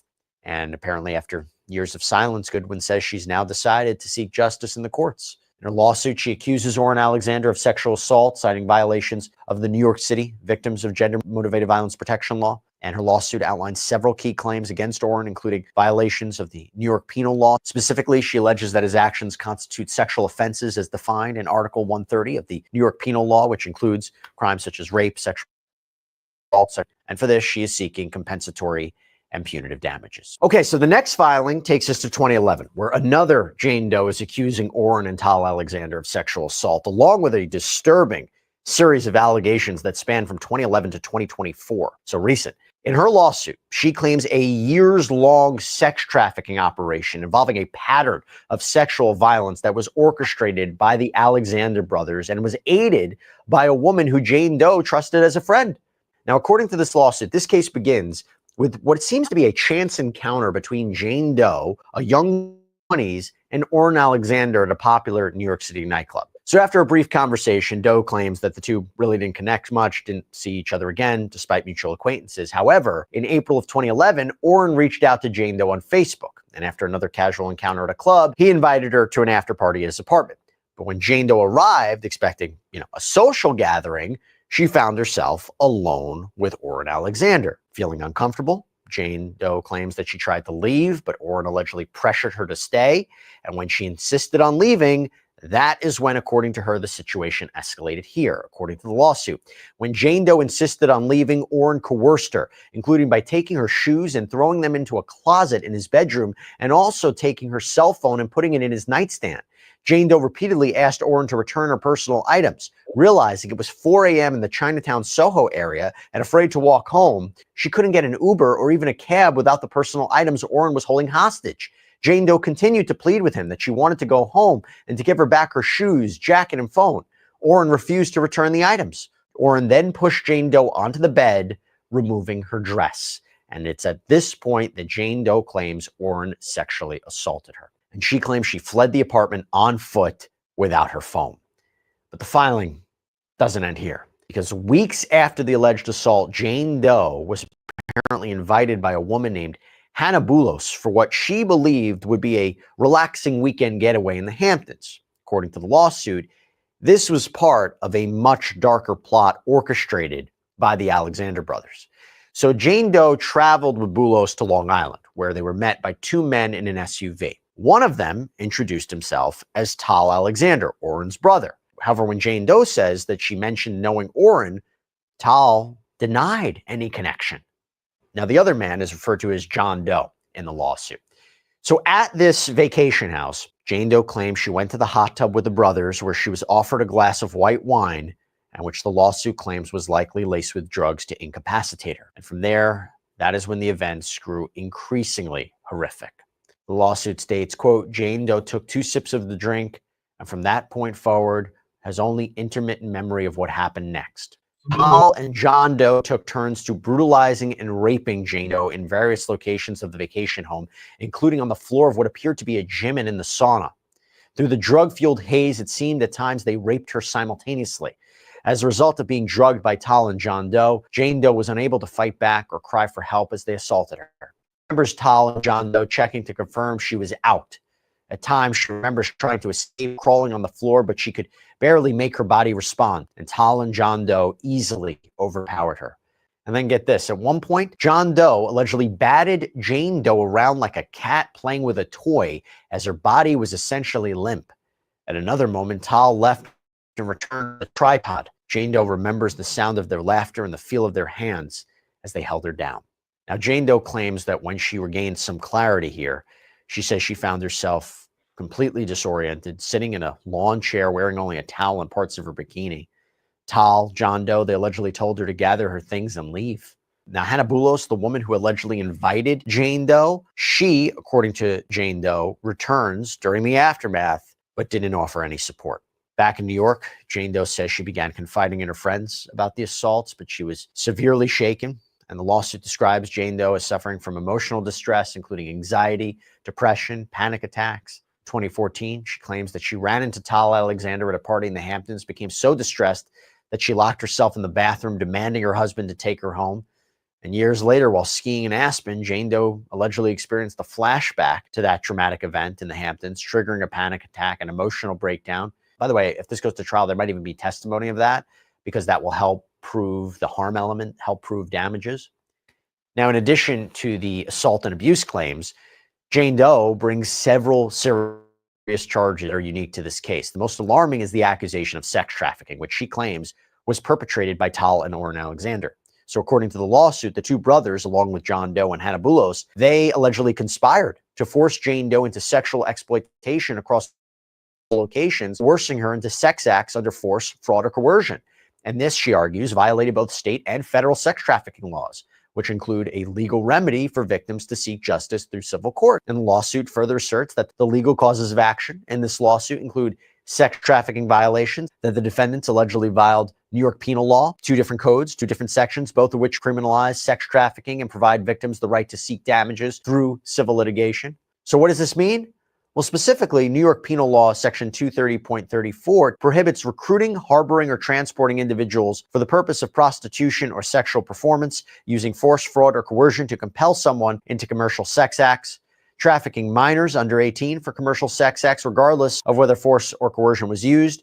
As for 18 U.S. Code Section 1591, the federal statute that criminalizes sex trafficking, that law prohibits recruiting, enticing, harboring, transporting, or obtaining a person for commercial sex acts through force, fraud, or coercion, trafficking minors under 18 for commercial sex acts, regardless of whether force or coercion was used. And she is also claiming intentional of emotional distress. Jane Doe claims that the defendant's conduct caused her significant emotional harm, including anxiety, depression, and panic attacks. Another claim is for false imprisonment, which asserts that the defendants unlawfully restricted her freedom, deprived her of her liberty without any legal authority. And the final claim, the final cause of action in this lawsuit, is based on the non-consensual dissemination of intimate images, which is illegal under New York City administrative law. This law prohibits the retention and dissemination of intimate images without the subject's consent. And according to Jane Doe, the defendants took intimate images of her while she was allegedly being sexually assaulted. And she alleges that the defendants kept those images for their own sexual gratification and as a means of silencing her. And you have to wonder, during the course of discovery, would that come out? In her lawsuit, she is seeking justice for the physical, emotional, and psychological harm she claims she endured. Her legal claims include rape, sex trafficking, emotional distress, conspiracy, with their legal team seeking both compensatory and punitive damages. Now we're up to 2012, which is when a Jane Doe claims the Alexander brothers, along with several influential figures in the entertainment and business world, drugged and sexually assaulted her. And the lawsuit names a group of powerful individuals, including Ivan Wilzig, the owner of Sir Ivan's Castle in the Hamptons, the Alexander brothers, Tal and Alon. Jane Doe, then 25, claims that she was invited to an all-expenses-paid weekend getaway at Sir Ivan's Castle, a lavish estate in the Hamptons owned by millionaire businessman Ivan Wilzig. Now, initially excited by the luxury and prestige of the mansion, known for hosting elite parties attended by figures from finance, entertainment, politics, her excitement quickly turned to horror when she claimed she was introduced to the Alexander brothers by a man named Irvo Shah, also referred to as Irving in the lawsuit. So according to the complaint, on the first evening of the weekend, Irvo Shah took Jane to a nightclub where she says she met Tal and Alon Alexander. And the brothers allegedly offered her a drink, which Jane Doe now believes had been spiked with drugs. And as the night wore on, Jane Doe began to feel dizzy and disoriented. And eventually, she passed out, only to wake up in a very unfamiliar room with one of the Alexander brothers on top of her. Unable to move or speak, she claims that she found herself trapped in a state of paralysis while the Alexander brother allegedly assaulted her with others watching. And the incident reportedly took place in a secret room within the mansion, a space known for hosting orgies. The lawsuit claims that this was part of a larger pattern of sexual exploitation at the mansion during these parties. Following weekend, Jane Doe claims she returned to the castle at Irvo Shah's invitation, but this time the Alexander brothers were introduced to her in a more formal setting. As the night progressed, Shah allegedly pressured Jane Doe to engage in a group sex act, which she repeatedly refused. And when she resisted, Tal and Alon allegedly drugged her again, rendering her completely incapacitated. And she woke up to find herself in a sexual encounter with one of the brothers who she claims raped her while she was unable to defend herself. Irvo Shah reportedly entered the room during the assault but did nothing to stop it. Instead, he allegedly yelled at the brother, dismissing Jane Doe's trauma by claiming she was wasted, had brought the situation upon herself. Ivan Wilzig, the mansion's owner, was also allegedly present during the assault, but according to her, ignored her distress. And in the aftermath, Jane Doe claims she actually became pregnant from the rape and that Shah allegedly offered to pay for an abortion. Now, as Jane Doe tried to understand what allegedly had happened to her, the lawsuit claims that she was met with contradictory stories, confusion. When she encountered the Alexander brothers and their associates later on, they reportedly avoided her or acted evasive, further gaslighting her into questioning her own memories. Two other people, Lee Kalt and Melinda Carlton, both allegedly regulars at the mansion's parties, are accused of reinforcing the idea that the abuse had been consensual, even though Jane Doe believed she had been coerced, drugged, and attacked. Now, for years, Jane Doe claims she struggled with the emotional and psychological trauma from these assaults, but she says she was left to cope alone. And this lawsuit argues that this was part of a deliberate effort to silence her and conceal the true extent of the conspiracy that was orchestrated or allegedly orchestrated by these very powerful individuals. And here's where things get even more interesting, because even though we just broke down the allegations that one of the brothers sexually assaulted her, she apparently didn't even know this until she was contacted by a reporter who asked her about what happened. And in contacting her, the reporter apparently told her a version of the story she didn't previously know. According to the filing, quote, in 2024, Jane Doe was contacted by a reporter who asked about what had happened to Jane Doe at the castle. Jane Doe told her the story of her sexual assaults and the story she had been told by other guests about what had happened. She expressed ongoing confusion and distress at not being able to identify exactly who had raped her. The reporter informed her that the woman who had poured her drink on Jane Doe was not in fact a girlfriend of the Alexander brothers, but had instead witnessed Jane Doe's rape and attempted to wake her by pouring the drink on her face. She informed Jane Doe that the rape had occurred in the secret room while others were watching. When witness one had interrupted the sexual assault, the Alexander brothers fled. Jane Doe realized that the guests, Ivan Wilzig and Irving, had all been purposefully lying to her for over a decade about what had happened that night in order to protect the Alexander twins. All of the different encounters with the Alexander brothers started to make sense. So, as you guys can see, this is a deep plot and twist. Pay attention, people. this is really interesting because the plaintiff is admitting here that she was told what happened by a reporter, meaning this is not her sole account of what occurred. Now, in general, yes, you can include in a lawsuit the fact that someone else told you a different version of the events, especially if it's sports, but It has to be handled carefully to ensure it strengthens rather than weakens your argument. But in her lawsuit, Jane Doe is alleging rape, sexual assault, sexual battery, intentional infliction of emotional distress, conspiracy to commit sex trafficking. She claims that the defendants, Ivan Wilzig, Tal and Alana Alexander, Irvo Shah, Lee Colt, Melinda Carlton, they conspired to recruit and manipulate women into non-consensual sexual encounters, often disguised as partying, and she is seeking both compensatory and punitive damages for the harm that she claims she endured. The next lawsuit brings some chilling allegations of drugging and sexual assault dating back to 2015. Crystal Mills, a Manhattan resident, suing Oren for assaulting her after she accepted an invitation to his apartment. And the case outlines a horrifying series of events in which Crystal was allegedly drugged, overpowered, raped, after unknowingly consuming a drink that Oren is said to have deliberately laced with substances. The night in question began at dinner at the upscale Hunt and Fish Club in Manhattan. And while at the bar, she claimed she met Oren, who approached her with charm. After some conversation, Oren invited Crystal to a party at his apartment. She agreed, feeling no reason for concern. When they arrived at Oren's apartment on Prince Street, downtown Soho, Crystal found herself alone with him instead of a party. And the lawsuit claims that Oren offered her a drink, which she accepted. And almost immediately after drinking it, Crystal began to feel disoriented. Her mind became clouded. The room started spinning. Her body felt unsteady. And Oren had allegedly drugged Crystal's drink. And this goes on to say that Oren then allegedly began to aggressively kiss and grope Crystal, grabbing her by the neck, pushing her into a bedroom. And when Oren had Crystal in the bedroom, he allegedly pinned her down on the bed, forcefully removed her clothes, even though she was saying no and stop.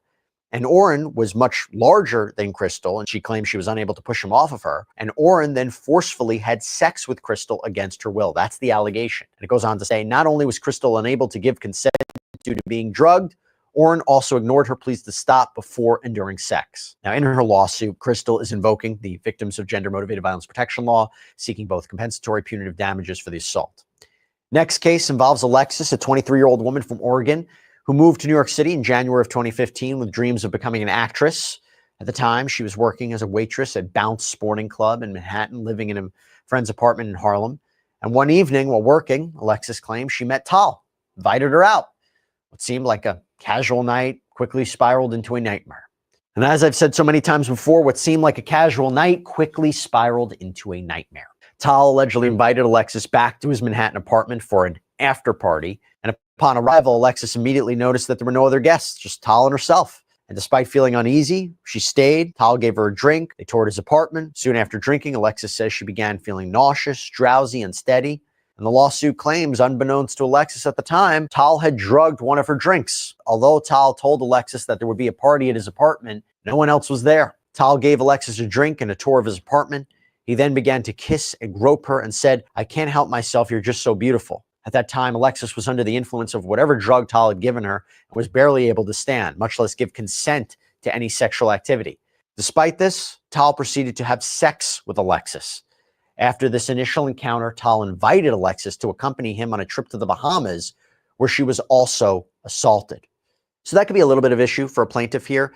You know, the idea is she was assaulted, but then also accompanied him to another place where she was assaulted. Although, as we know, sexual assault can be very, very complicated. There are a lot of dynamics, a lot of factors that go into this. So it's not the end all be all, but just something to think about. Now, back in New York, Tal allegedly continued to contact Alexis. The lawsuit states, for instance, he told her he was going to change her life, promised that he would support her, that she would never waitress again, and that with his help, she could focus on her dreams. Tal knew that these promises would be particularly appealing to Alexis, who had no financial means and was focused on her goal of becoming an actress.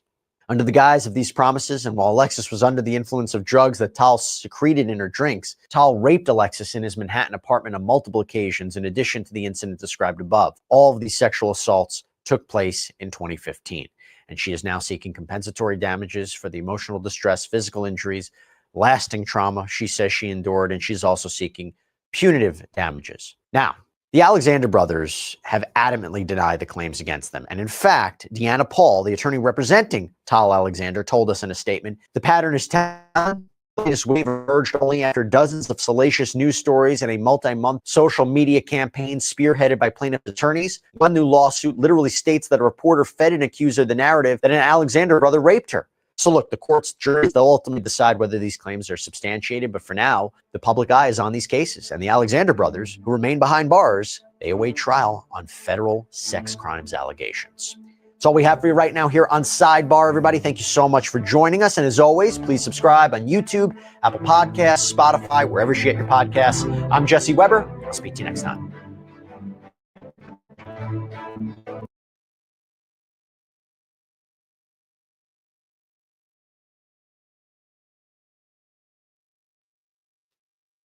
Yeah, that's wild.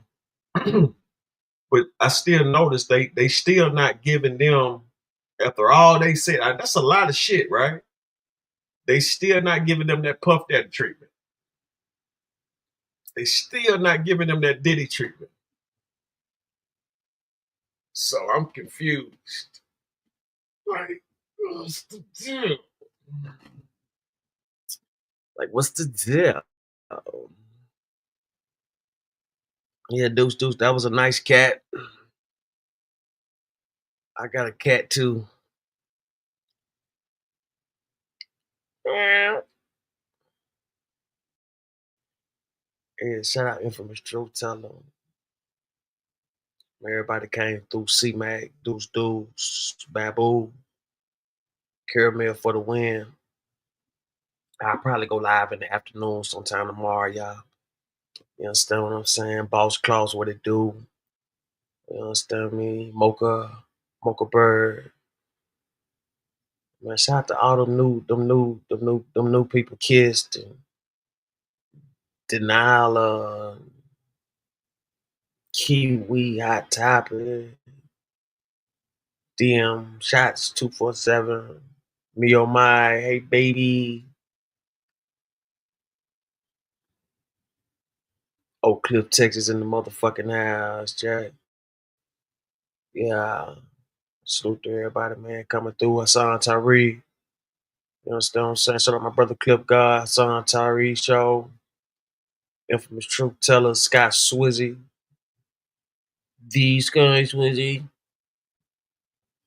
Man, shout out to all my guys. Salute.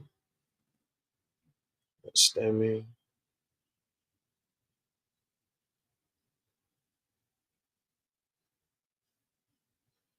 Man, hope y'all enjoyed the show, man. I'm gonna come back and hit y'all with some more in a minute. Gotta handle something right quick though. You heard?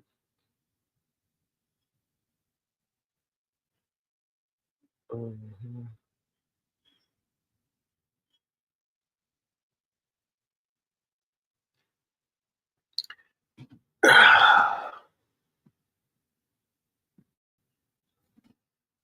Yeah, man. One thing about this YouTube and then even in real life though, trash will take care of itself, man. You know what I'm saying? Take out, you know what I mean, all that.